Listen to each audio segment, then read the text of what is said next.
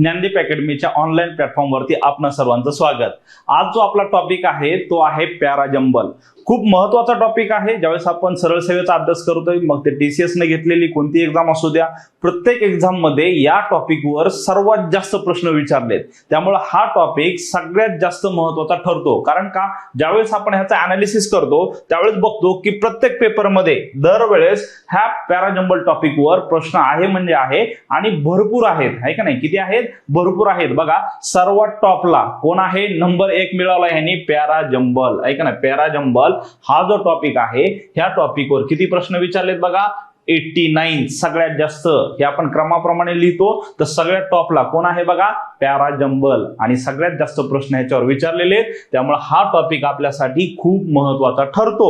पण ह्याच्यावर प्रश्न विचारलेत म्हणजे बाकीच्या टॉपिकवर कमी विचारतील असं नाही। यावेळेस काही होऊ शकतं, है का नाही? यावेळेस दुसऱ्या टॉपिकवर पण प्रश्न विचारले जाऊ शकतात, पण हा टॉपिक निग्लेक्ट करून चालणार नाही। कारण का, ह्याच्यावर प्रश्न असतो म्हणजे असतोच आणि भरपूर असतात, है का नाही? एक दोन नाही, भरपूर प्रश्न असतात। त्यामुळे हा टॉपिक खूप महत्त्वाचा आहे। ठीक आहे, आता थोडंसं बघू आपण। नेहमी बघा, आपण नावाचं काय करतो? बारसं करतो। नावाचं बारसं करतो म्हणजेच काय? नावाचा अर्थ समजून घेतो, किंवा हे पॅराजंबल म्हणजे काय, है का नाही? काय पॅराजंबल म्हणजे काय? बऱ्याच मुलांना उच्चार केल्यानंतर कळत नाही, आणि साहजिक आहे। कारण का, उच्चार केल्यानंतर असं काही अर्थच कळत नाही पॅराजंबल म्हणजे काय असेल नेमकं। तर बघा, नावातच सगळं असतं। त्यामुळे काय करू आपण? शब्दांची फोड करूया आणि एकदम सोप्या भाषेमध्ये समजून घेऊया की पॅराजंबल म्हणजे काय। बघा, दोन शब्द आहेत, एक आहे प्यारा, है का नाही? काय आहे?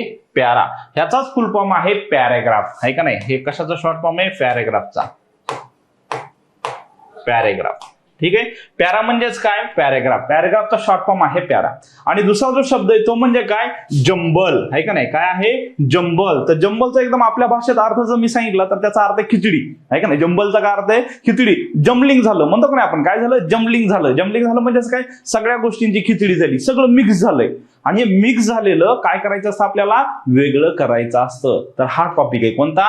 पॅराजंबल। म्हणजेच काय? तुम्हाला असे 3-4 किंवा 4-5 किंवा 5-6 विधान दिलेले असतात आणि ते कसे क्रमानुसार दिलेले नसतात। कोणतंही वाक्य कुठेही दिलं असतं, है का नाही? किंवा वाक्याचे घटक जे आहेत 3-4 शब्द, बाकीचे 3-4 शब्द, नंतरचे 3-4 शब्द असे मिक्स करून दिलेले असतात आणि त्यांना क्रम दिलेला असतो PQRS ABCD, है का नाही? असे वेगळे क्रम दिलेले असतात आणि तुम्हाला सांगितलं असतं की ह्यांना काय करा? ऑर्डर नुसार लावा। कारण का, त्यांनी जंबल करून दिलेले वाक्य ते। मग आपल्याला काय करायचं असतं? ह्या खिचडीमधून ते सगळं बाहेर काढायचं असतं। म्हणजे तांदूळ बाजूला काढायचे, नंतर मोहरी बाजूला काढायची आहे, नंतर शेंगदाणे बाजूला काढायचे आहेत आणि एकदम व्यवस्थित क्रमानं लावायचे। त्यालाच काय म्हणू आपण? पॅराजंबल। तर सगळ्यांना अर्थ समजला असेल। पॅराजंबल म्हणजेच काय की तुम्हाला ते 3-4 वाक्यात एक पॅराग्राफच असतो, तो काय केला असतो? तुटक तुटक भाषेमध्ये इकडे तिकडे केलेला असतो आणि तुम्हाला दिलेला असतो। आणि तुम्हाला काय करायचंय? तर ते जे आहे पॅराग्राफ एकदम सोयीस्कर क्रमानुसार लावायचं आहे। अगोदरचं वाक्य कोणतं, सेकंड नंबरला कोणतं वाक्य येईल, थर्ड नंबरला कोणतं येईल आणि चौथ्या नंबरला कोणतं येईल। तर अशा प्रकारे आपल्याला त्याचा क्रम लावायचा असतो, त्यालाच म्हणतात पॅराजंबल। तर अर्थ आपल्याला सगळ्यांना कळालाय। हे जम्बलिंग झालेला पॅराग्राफ तो आपल्याला सरळ करायचा आहे, त्याला म्हणतो आपण पॅराजंबल। आता ह्याला दुसरे पण नाव आहेत। काय नाव आहेत? जसं की लॉजिकल ऑर्डर करा, है का नाही? लॉजिकल ऑर्डरनी सेंटेन्स लावा, है का नाही? लॉजिकल ऑर्डरनी सेंटेन्स लावा असा एक प्रश्न असेल, किंवा असा असेल की करेक्ट सेंटेन्सचा क्रम लावा, है का नाही? काय करा? करेक्ट सेंटेन्सचा क्रम लावा। किंवा आणखीन एक आहे बघा, रिअरेंज द सेंटेन्सेस, है का नाही? काय? रिअरेंज द सेंटेन्सेस म्हणजे सेंटेन्सला परत अरेंज करा, म्हणजेच काय? व्यवस्थित क्रमानं लावा। तर अशा 3-4 प्रकारे प्रश्न येतो, पण सगळ्यांचा अर्थ काय? एकच, पॅराजंबल, है का नाही? अशा प्रकारे पॅराजंबलचा अर्थ आपण समजून घेतला, त्याच्यावर कशा प्रकारचे प्रश्न विचारले जातात तेही आता समजून घेतलं। आता थोडंसं पुढे जाऊया। आता बघा, बरेच विद्यार्थी काय करतात? ते 3-4 वाक्य आहेत ना, असं डायरेक्ट शोधण्याचा प्रयत्न करतात कसं लावायचं, पण तसं नाहीये।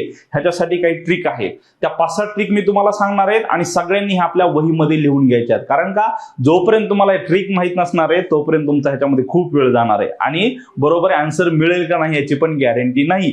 पण आज आपण काय करणार ह्या लेक्चरमध्ये ट्रिक घेणार आहेत सुरुवातीला, ज्या की मी तुम्हाला सगळ्या व्यवस्थित समजून सांगणार आहे. त्याच्यानंतर आपण सगळे जे प्रश्न आहेत ते आपण डायरेक्ट TCS चे प्रश्न घेणार आहेत. म्हणजे सराव म्हणून आपण काय घेणार आहे, डायरेक्ट TCS न विचारले पॅरा जंबलचे प्रश्न घेणार आहेत आणि बघणार आहेत की तुम्हाला किती प्रश्न किती फास्ट सॉल्व्ह करता येतात. ठीक आहे, चलो आता हे समजून घेण्याचा टॉपिक आहे. तर एक एक ट्रिक आपण समजून घेऊया.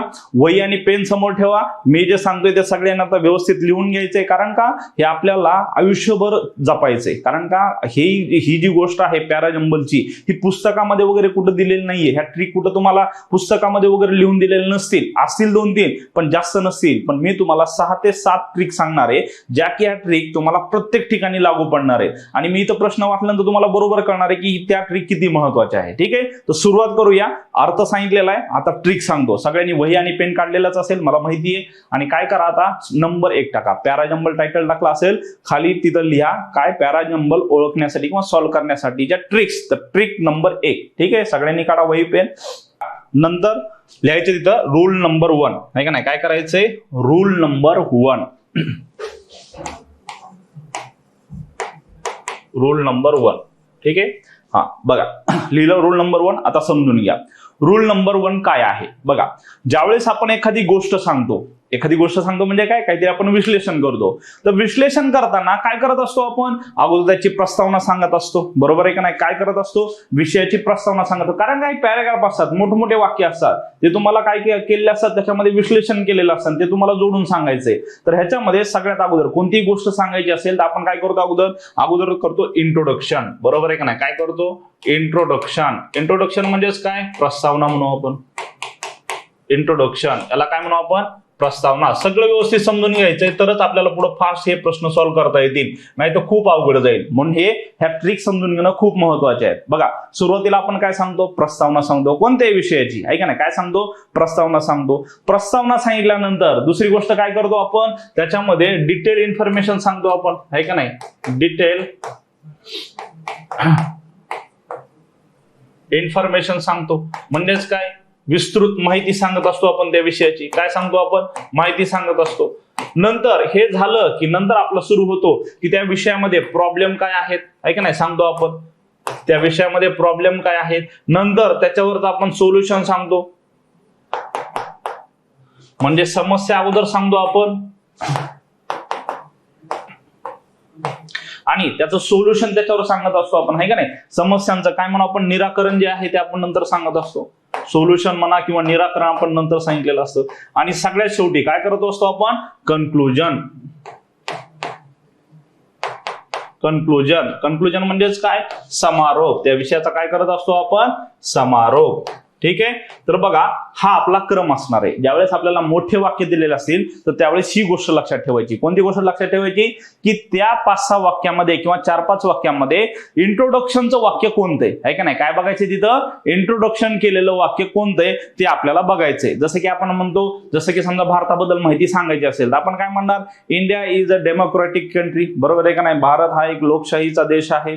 इट हॅज मेनी लँग्वेजेस, त्याच्यामध्ये अनेक लँग्वेजेस आहेत. किंवा त्याच्यामध्ये म्हणू आपण there is unity in diversity. त्याच्यामध्ये काय आहे, डायव्हर्सिटी मध्ये युनिटी आहे, म्हणजे वैविध्यामध्ये एकता आहे. असे वेगळे वाक्य सांगणार. पण सुरुवात काय सांगणार आपण, introduction, India is a democratic country, आहे का नाही. भारत एक लोकशाहीवादी देश आहे. तर अशी इंट्रोडक्शन असणार आहे. तर इथं पण तेच आहे बघा, ज्यावेळेस तुम्ही एखादा पॅराग्राफ मोठा वाचता त्यावेळेस इंट्रोडक्शनचं वाक्य पहिल्यांदा असणार आहे. त्याच्यानंतर त्याची डिटेल माहिती जी आहे ती नंतर सांगितलेली असेल. नंतर अगोदर प्रॉब्लेम असणार आहे, नंतर त्याच्यावरचं सोल्युशन असणार आहे. अगोदर डायरेक्ट असेल का प्रॉब्लेम किंवा डायरेक्ट सोल्युशन असेल का, हा हे सोल्युशन आहे बाबा. जसं की म्हणू आपण एखादा काहीतरी प्रॉब्लेम असेल, समजू आपण की मोबाईलचा जास्त वापर हा हानिकारक आहे, हा विषय घेतला आपण, तर डायरेक्ट अगोदर सोल्युशन सांगणार का आपण, की नाही मोबाईलच वापरू नका वगैरे असं तसं, पुस्तकं वाचा. नाही, अगोदर काय सांगणार आपण, की सध्याच्या घडीला मोबाईल वापरणं हा एक मेंटली प्रॉब्लेम झालेला आहे. जास्त वापर केलं तर ते आपल्या मेंटली हेल्थसाठी खूप ते रिस्की आहे वगैरे असं सगळं सांगणार. आणि नंतर मग प्रॉब्लेम सांगणार, नंतर मग सोल्युशन सांगणार. तर कोणत्याही विषयाचा अगोदर प्रॉब्लेम असतात, नंतर सोल्युशन आणि शेवटी काय असतं, कन्क्लुजन. इन दिस वे, आहे का नाही, अशा प्रकारे हे त्याच्यावर उपाय आहेत किंवा अशा प्रकारे आपण करायला पाहिजे. तर हे वाक्य लक्षात ठेवा. कोणतं? तर सुरुवातीला असतं इंट्रोडक्शन आणि शेवटी असतं कन्क्लुजन. तर पूर्ण पॅराग्राफ मोठा असेल तर त्यावेळेस आपल्याला हे बघायचंय. काय बघायचंय? इंट्रोडक्शन करणारं वाक्य सुरुवातीला कोणतं आहे, नंतर डिटेल माहिती सांगणार, नंतर प्रॉब्लेम असेल, सोल्युशन असेल, कन्क्लुजन. एकदम सोपं हो. किंवा असं लक्षात ठेवा, इंट्रोडक्शन आहे, प्रॉब्लेम आहे, सोल्युशन आहे आणि डायरेक्ट कन्क्लुजन आहे. एवढं लक्षात ठेवलं तरी चालेल, आहे का नाही. एकदम सोपं झालं. आता काय, इंट्रोडक्शन आहे, नंतर प्रॉब्लेम सांगितले, नंतर सोल्युशन सांगितले, शेवटी कन्क्लुजन केले. तर ही पहिल्यांदा हा रूल नंबर 1 म्हणा किंवा ही ट्रिक नंबर 1 आहे. काय आहे ट्रिक? अशा प्रकारे आपल्याला मोठे वाक्य असतील तर हे शोधायचंय. इंट्रोडक्शनचं वाक्य कोणतं आहे अगोदर आणि शेवटी कन्क्लुजनचं कोणतं असेल. ठीक आहे. आता तुम्हाला डायरेक्ट दिलं असेल इन दिस वे, अशा प्रकारचं वाक्य सुरू झालं असेल तिथे पहिल्यांदा नसणार आहे. इन दिस वे वाला पहिल्यांदा वाक्य असणार आहे का? नाही. किंवा जर काही दिलं असेल कोणतं, सोल्युशन दस, आहे का नाही, किंवा सो, अशा प्रकारे काहीतरी सोल्युशन दिलं असेल तर मला सांगा सो किंवा द अशा प्रकारचे वाक्य पहिल्यांदा असणार आहेत का? नसणार आहेत. हे झालं पहिलं ट्रिक. कोणती आहे? तर पहिली ट्रिक हीच आहे की इंट्रोडक्शन अगोदर असतं, प्रॉब्लेम असतात, नंतर सोल्युशन असतं आणि सगळ्यात शेवटी काय असतं? कन्क्लुजन असतं. ठीक आहे. सगळ्यांना समजलं. आता थोडंसं पुढे जाऊ. आता तुम्ही म्हणाल मग आता पुढचं काय आहे? तर पुढची ट्रिक आहे बघा, लक्षात ठेवा. ट्रिक नंबर 2 आहे ती म्हणजेच काय, कंजंक्शन आणि कनेक्टर्स, आहे का नाही. ट्रिक म्हणा किंवा रूल म्हणा, काही म्हणा. ट्रिक नंबर 2 काय असतं? कंजंक्शन म्हणा किंवा ह्यांना कनेक्टर्स म्हणा. कनेक्टर्स म्हणजे काय? जोडणारे. किंवा कंजंक्शन म्हणजेच काय असतं? जोडतं. कनेक्टर्स. ठीक आहे. कनेक्टर्स म्हणू आपण. बघा आता हे कंजंक्शन म्हणजे काय? आपण कालच घेतलं, मागच्या लेक्चरमध्ये घेतलं होतं पार्ट ऑफ स्पीच मध्ये. कंजंक्शन म्हणजेच काय? अँड, बट, दोन शब्द किंवा दोन वाक्यांना जोडणारे ते शब्द असतात, आहे का नाही. तर अशा प्रकारे काही जे शब्द आहेत ते जर आले इथं, समजा बट पासूनचं वाक्य असेल किंवा बिकॉज पासूनचं वाक्य असेल. आता मला सांगा, बिकॉज पासूनचं वाक्य सुरुवातीला असणार आहे का? पॅराजंबल मध्ये नसणार आहे. बिकॉज हे कारण सांगितलं पण त्याच्या अगोदर सांगितलं पाहिजे ना विषय काय आहे नेमका, नाही की नाही. किंवा असं सांगितलं असेल देअरफोरचं वाक्य अगोदर कसं येईल? त्याच्या अगोदर काहीतरी सांगितलं असेल, रामायण काय घडलंय ते, म्हणून म्हटलं असेल नंतर देअरफोर किंवा सो, आहे का नाही. अशा प्रकारे किंवा इन दिस वे जे काय असेल. पण बट, काय म्हणू आपण, विच, व्हेन असे जे आहेत कनेक्टर किंवा बिकॉज, तर हे जे कंजंक्शन आहे, कनेक्टर आहेत, यापासून वाक्य अगोदर बनणार नाही. ते वाक्य कधी सुरुवातीला नसणार आहे. ते कुठं असणार आहे? तर ते वाक्य खाली असणार आहे. मग ते 3 नंबरला असेल, 4 नंबरला असेल, कोणतेही. कारण का? ते कनेक्टर्स आहेत, कंजंक्शन आहेत. कंजंक्शनच्या अगोदर काहीतरी वाक्य असेल, आहे का नाही. तर याचे बघा 2-3 प्रकार पडतात. जसं की पहिला आहे तो म्हणजेच काय म्हणू आपण, कॉन्ट्रास्ट, आहे का नाही. कोणता वाला? कॉन्ट्रास्ट. सगळ्यांनी लिहायचं हे. कॉन्ट्रास्ट म्हणजे काय? विरोध, आहे का नाही. कॉन्ट्रास्ट म्हणजे काय? विरोध. विरोधी म्हणा, ऑपोजिट म्हणा, काही म्हणा. तर कॉन्ट्रास्ट वाले जसे की म्हणा बट हा कंजंक्शन आला, किंवा काय म्हणू आपण, जसं की आणखीन ऑल दो आहे. ऑल दो म्हणजेच काय? जरी तरी. ऑल दो किंवा दो एकच आहे. ऑल दो किंवा दो याचा अर्थ काय? जरी तरी. किंवा आणखीन एक आहे बघा, जसं की हावेवर. हावेवर काही असो. किंवा on the other hand. On the other hand. हे असे जर शब्द आले तर ह्याचा काय अर्थ की ह्यांनी विरोध दर्शवलाय. समजा 3-4 वाक्य आहेत आणि त्याच्यामध्ये एक वाक्य दिलंय तुम्हाला बट, किंवा एखादं वाक्य दिलंय काय? On the other hand. आता ज्यावेळेस ते म्हणतात बट, परंतु ह्याचा काय अर्थ? अगोदर काहीतरी विश्लेषण केलेलं असेल आणि नंतर हे वाक्य सांगतंय की परंतु त्याची दुसरी साईड ही आहे का नाही. अगोदर काहीतरी पॉझिटिव्ह सांगितलं असेल, नंतर मग हे निगेटिव्ह सांगितलं असेल, त्याची विरोधी बाजू सांगितलेली असेल.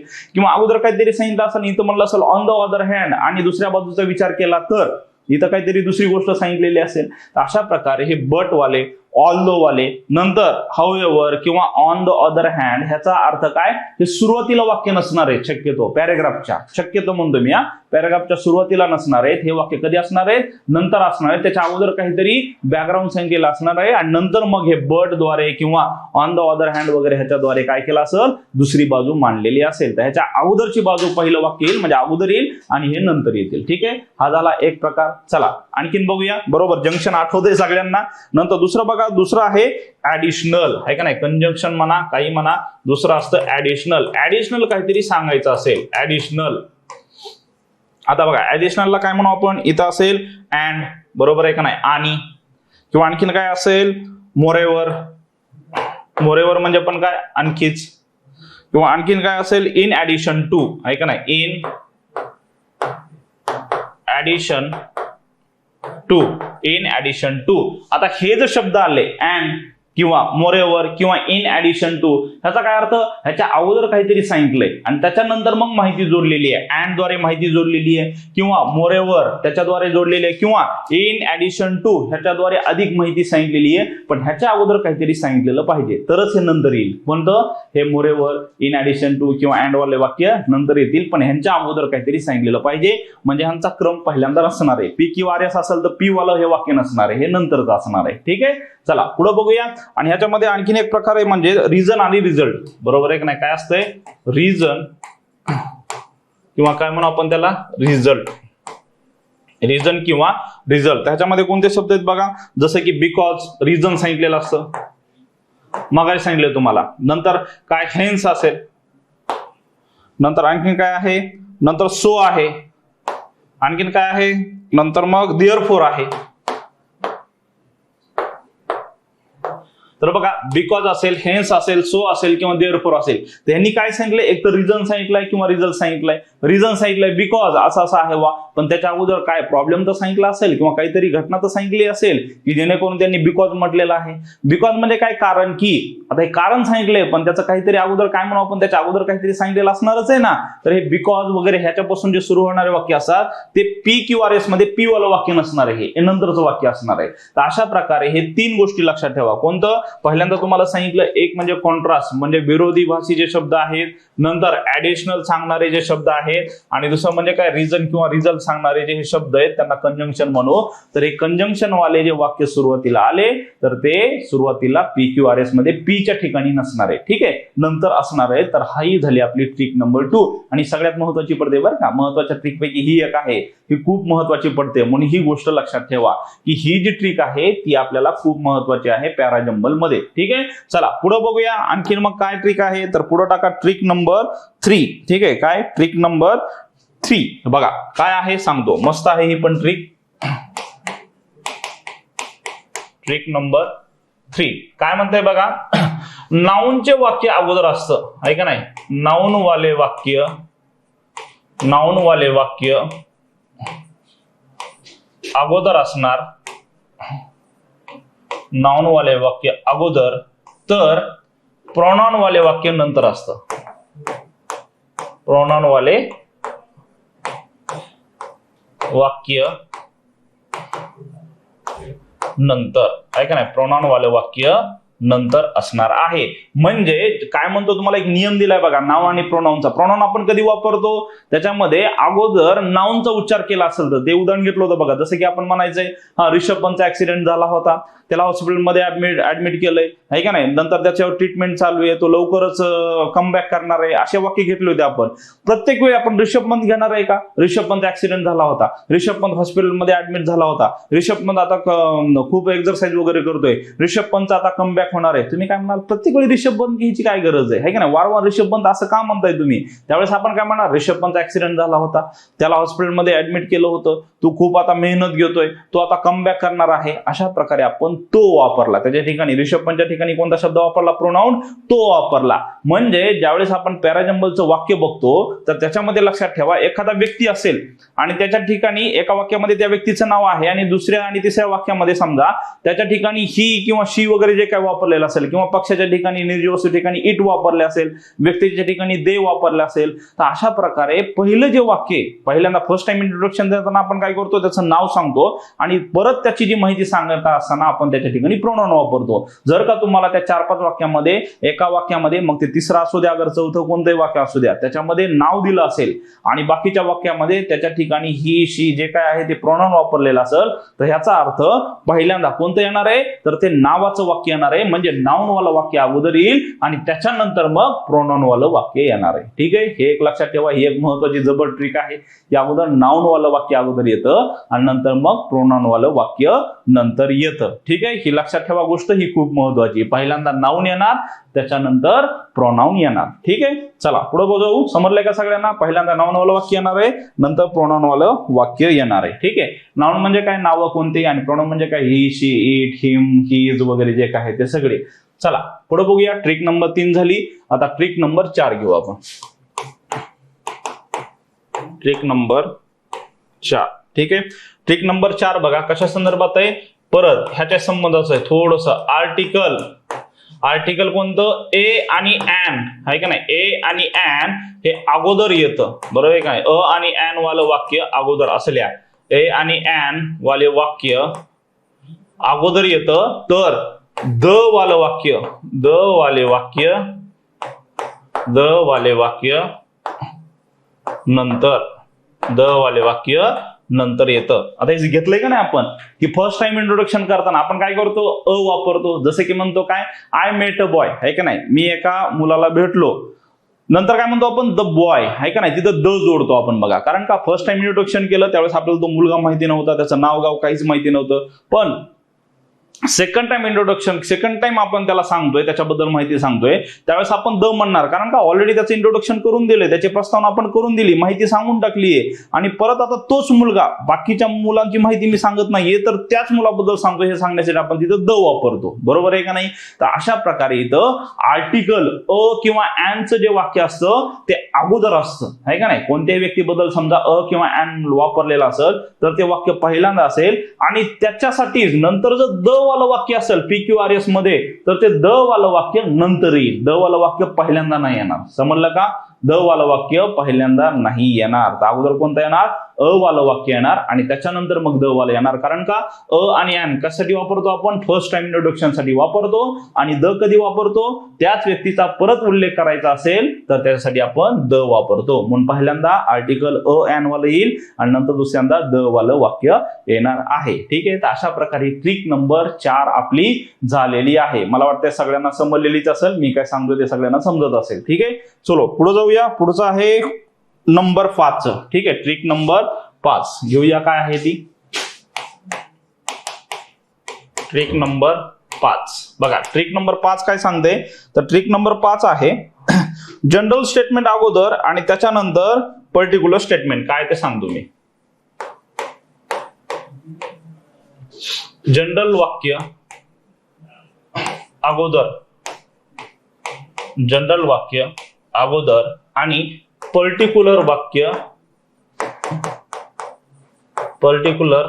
वाक्य नंतर. ठीक आहे. काय आहे ते बघा, समजून घ्या. आता जनरल वाक्य, जनरल स्टेटमेंट, कोणतं स्टेटमेंट? समजा आपण एक उदाहरण घेऊ. आपण असं समजू महाराष्ट्राबद्दल आपल्याला माहिती सांगायची आहे. तर महाराष्ट्राबद्दल काय माहिती सांगणार आपण? Maharashtra is a state of India. ठीक आहे. महाराष्ट्र एक स्टेट आहे भारतामधलं. Maharashtra is a state of India. Its capital is Mumbai, आहे का नाही? त्याची कॅपिटल कोण आहे? मुंबई आहे. आणि नंतर काय म्हणणार आपण? मुंबई बद्दल माहिती सांगायची असेल तर मुंबईची माहिती आपण नंतर सांगणार. म्हणजे ह्याच्यामध्ये काय झालं? आपलं अगोदर झालं जनरल स्टेटमेंट. जनरल स्टेटमेंट कोणतं सांगितलं आपण?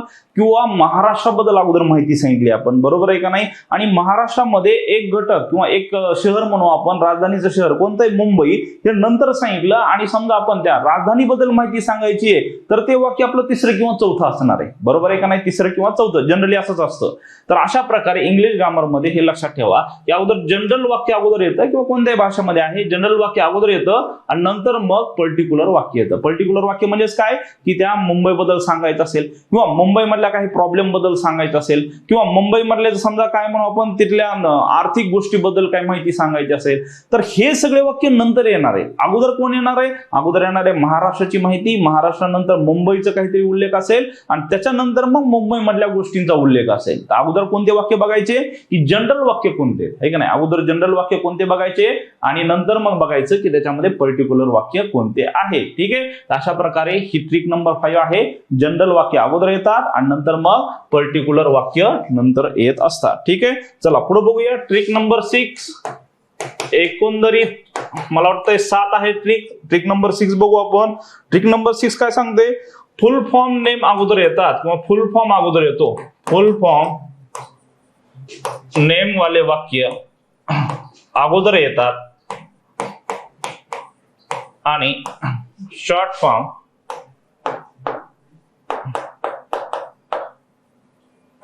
फॉर्म नेम हे नंतर येतात. काय ते मी सांगतो बघा. समजा तुम्हाला PQRS असं दिलं असेल. काय? PQRS असे 4 वाक्य दिलेत. इथे एक वाक्य, इथं 2 वाक्य, तिसरं चौथं असे वाक्य दिलेत. आता समजा जर का तुम्हाला इथं R मध्ये एखादा उल्लेख असेल, जसं की म्हणू आपण इथं एखाद्या व्यक्तीचं नाव घेऊ आपण. काय घेऊ? Albert Einstein. अल्बर्ट आइन्स्टाईन, ठीक आहे, अल्बर्ट आइन्स्टाईन. आइन्स्टाईनचं स्पेलिंग असं आहे मित्रांनो, पोरांनो, जर का समजत नसेल तर आलिया भटचं येईल का स्पेलिंग? नाही येणार. कियारा आडवाणी येईल का? हा, कियारा आडवाणी लिहा, ठीक आहे, एकदम सोपं. नाही तर एकदम जेनेलिया, नाही जेनेलियाचं यायचं नाही, आहे का नाही, जनाबाई लिहा. काय आहे तिकडे, जनाबाई देशमुख, आहे का नाही. तर जनाबाई देशमुख असं नाव आलेलं असेल. काय असेल? जनाबाई देशमुख. जेनेलिया देशमुख म्हणतोय मी, ज्यांना समजत नसेल त्यांनी जनाबाई लिहा, एकदम सोपं. JANA आणि BAI स्पेलिंग एकदम सोपं आहे बघा. जनाबाई देशमुख असं नाव आलेलं असेल, आहे का नाही. आणि समजा इथल्या वाक्यामध्ये असेल फक्त जनाबाई. काय असेल? जनाबाई. आता बघा, ज्यावेळेस पहिल्यांदा आपण वाक्य सांगतो त्यावेळेस काय सांगत असतो? फुल वाक्य सांगत असतो.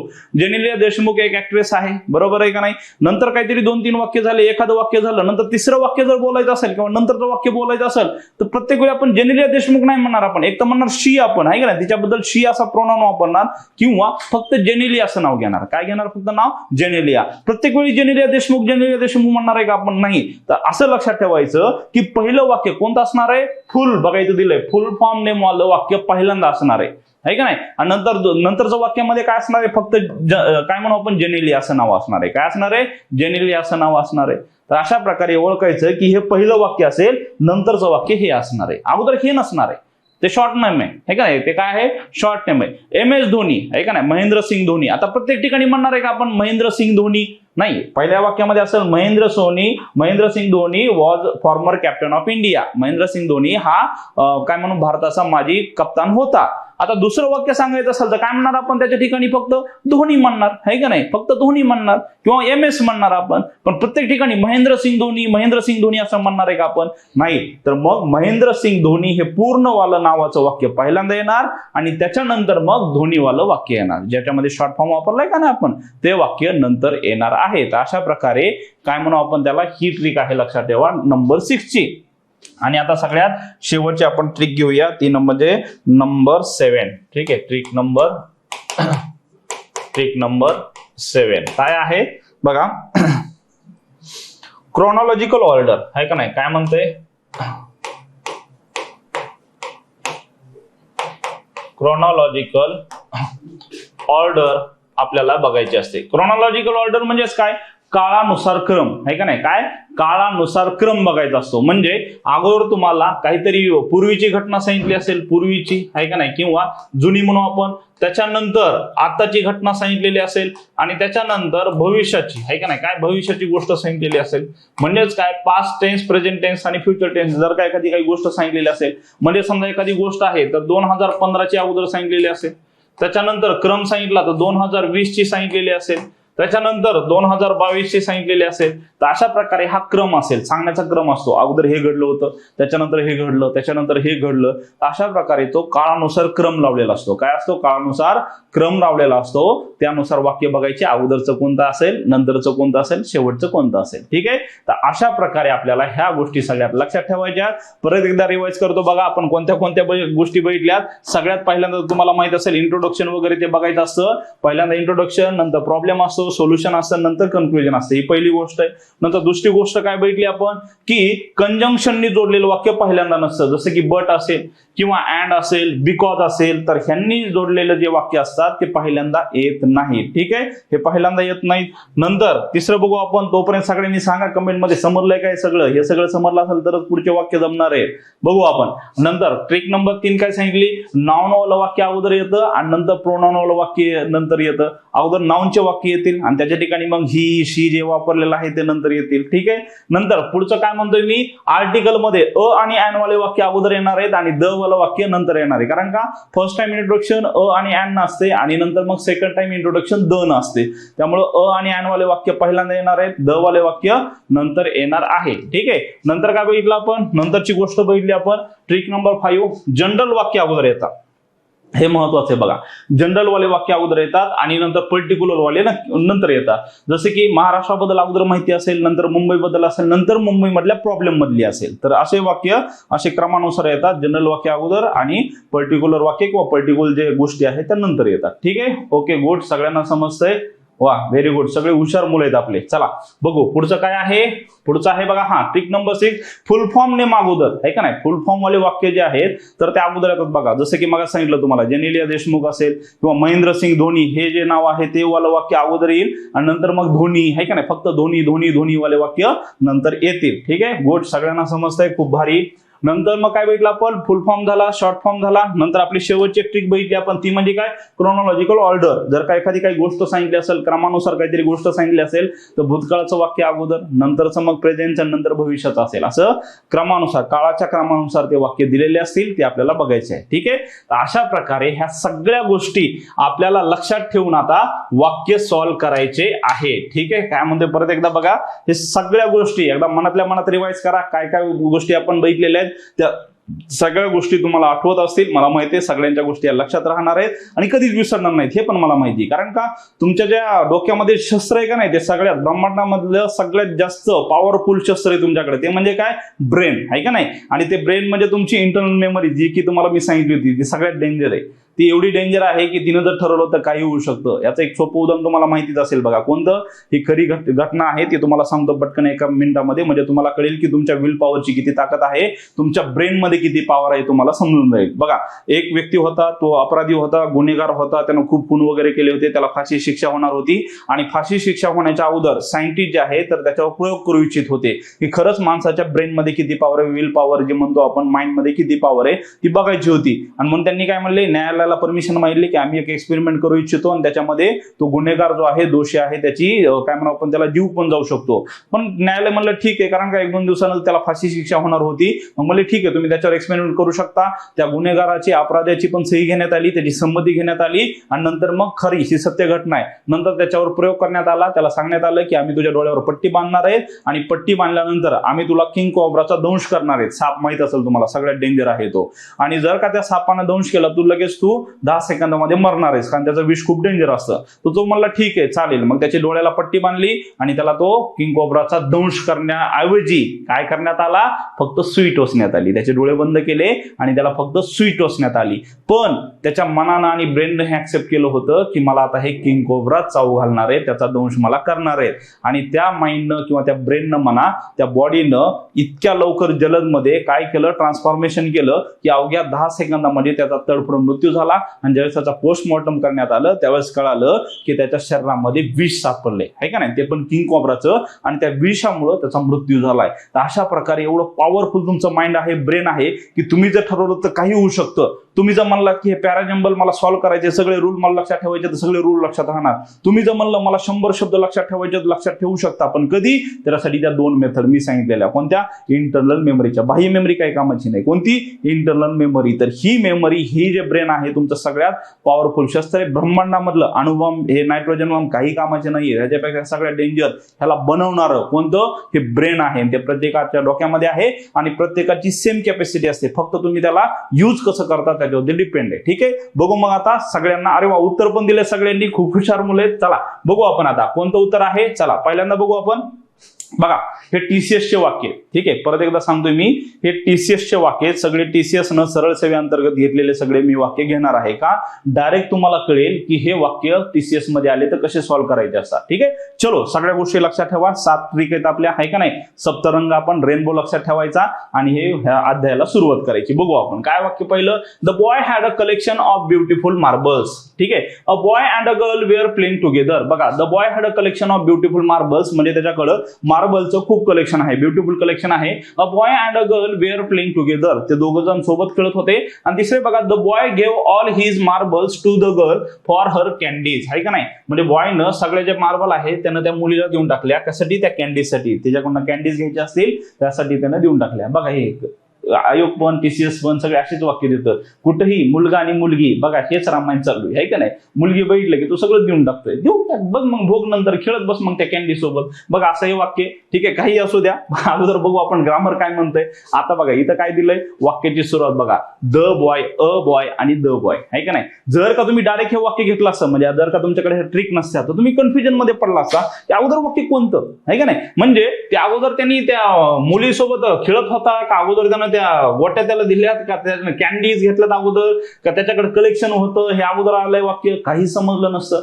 पण आपल्याकडे आता ट्रिक आहे, बरोबर आहे की नाही. ती ट्रिक काय सांगते, आर्टिकलचा वापर, अ वाला आर्टिकल जे आहे तर ते सुरुवातीला असतं आणि द वाला वाक्य जे आहे ते नंतर असतात, बरोबर आहे का नाही.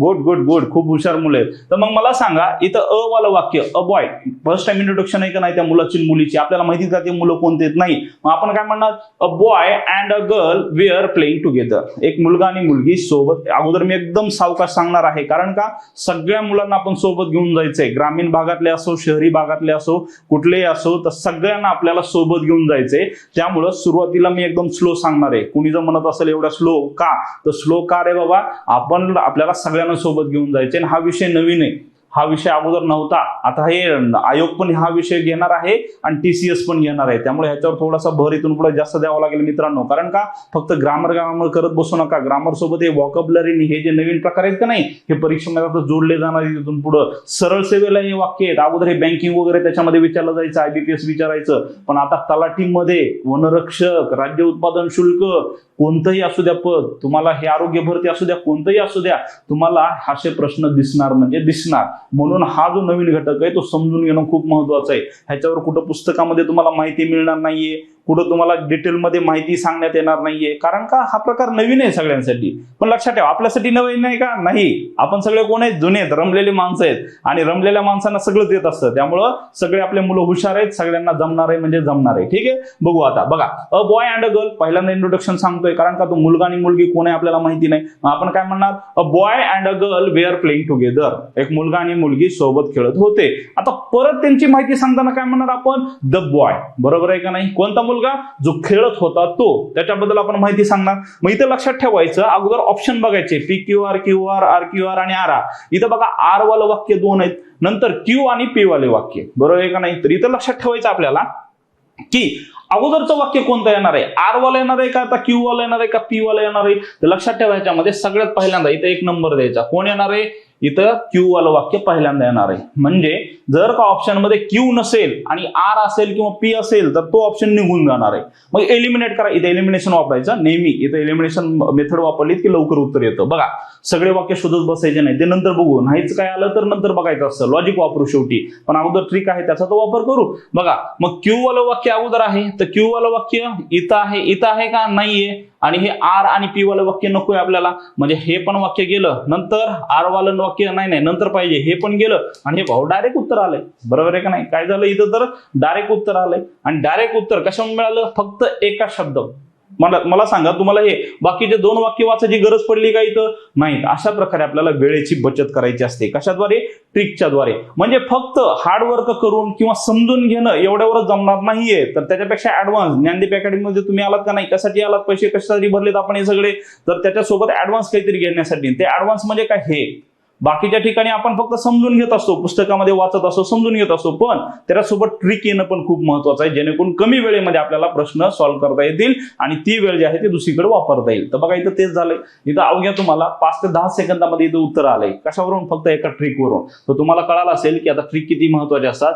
Q वालं वाक्य अगोदर आलं, त्यामुळं ऑप्शन नंबर जो एक आहे तो, ऑप्शन 1 नंबर नाही, ऑप्शन नंबर 2 जो आहे त्याच्यामध्ये Q अगोदर आहे, तेच इथं आपलं उत्तर आहे. ठीक आहे, आपलं Q वालं वाक्य अगोदर येईल. नंतर बघा, a boy and a girl were playing together, ते एकत्र खेळत होते. आता एकत्र खेळत होते त्याच्यामध्ये मग काय सांगणार, त्या मुलांना काहीतरी, त्या मुलाबद्दल किंवा मुलीबद्दल माहिती सांगणार. बघा, the boy had a collection of beautiful marbles, त्या मुलाकडे ब्युटिफुल मार्बलचं कलेक्शन होतं. अधिक माहिती सांगितली आणि नंतर सांगितलं काय घडलं होतं, प्रॉब्लेम काय झाला होता. प्रॉब्लेम, तर बघा हे, the boy give all his marbles to the girl for her candies, असा प्रकार तो घडला होता. डायरेक्ट आपण म्हणणार आहे का की मुलांना डायरेक्ट त्या कॅन्डीज साठी ते मार्बल दिले, नाही.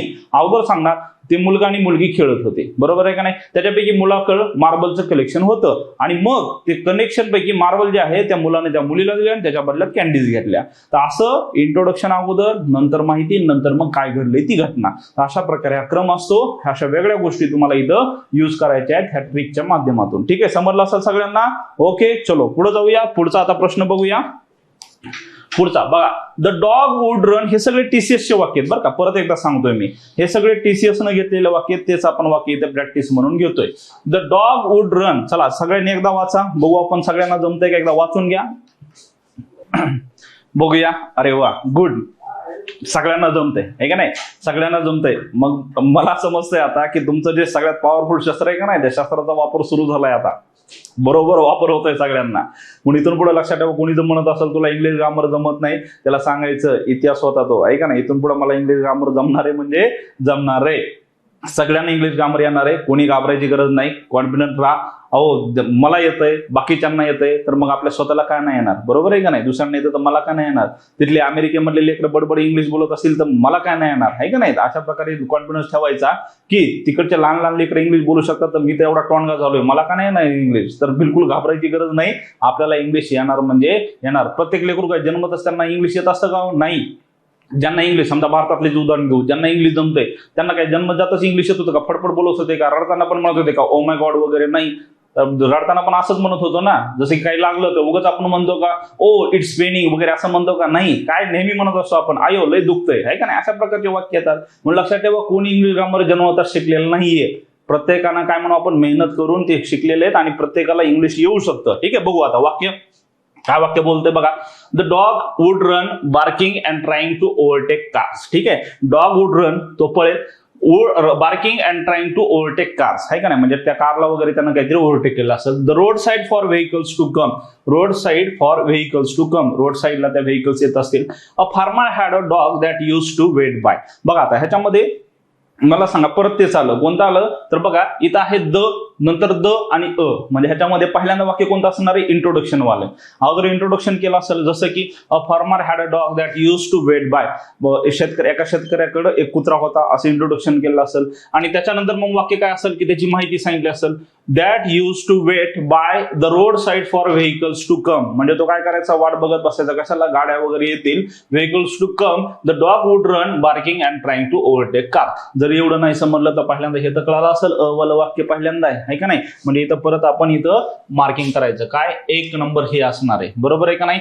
फार्मर वाला आर अगोदर असणार आहे, क्यू आणि पी वाला वाक्य नकोय आपल्याला, आर वाला वाक्य अगोदर पाहिजे. इथं बघा क्यू नसणार आहे, क्यू नसणार आहे, पी नसणार आहे, डायरेक्ट उत्तर आर क्यू पी, बरोबर आहे का नाही, डायरेक्ट उत्तर आहे. आणि हे TCS चं वाक्य आहे. A shop owner place a sign board of puppies for sale and to no surprise a boy saw the sign and approached the owner.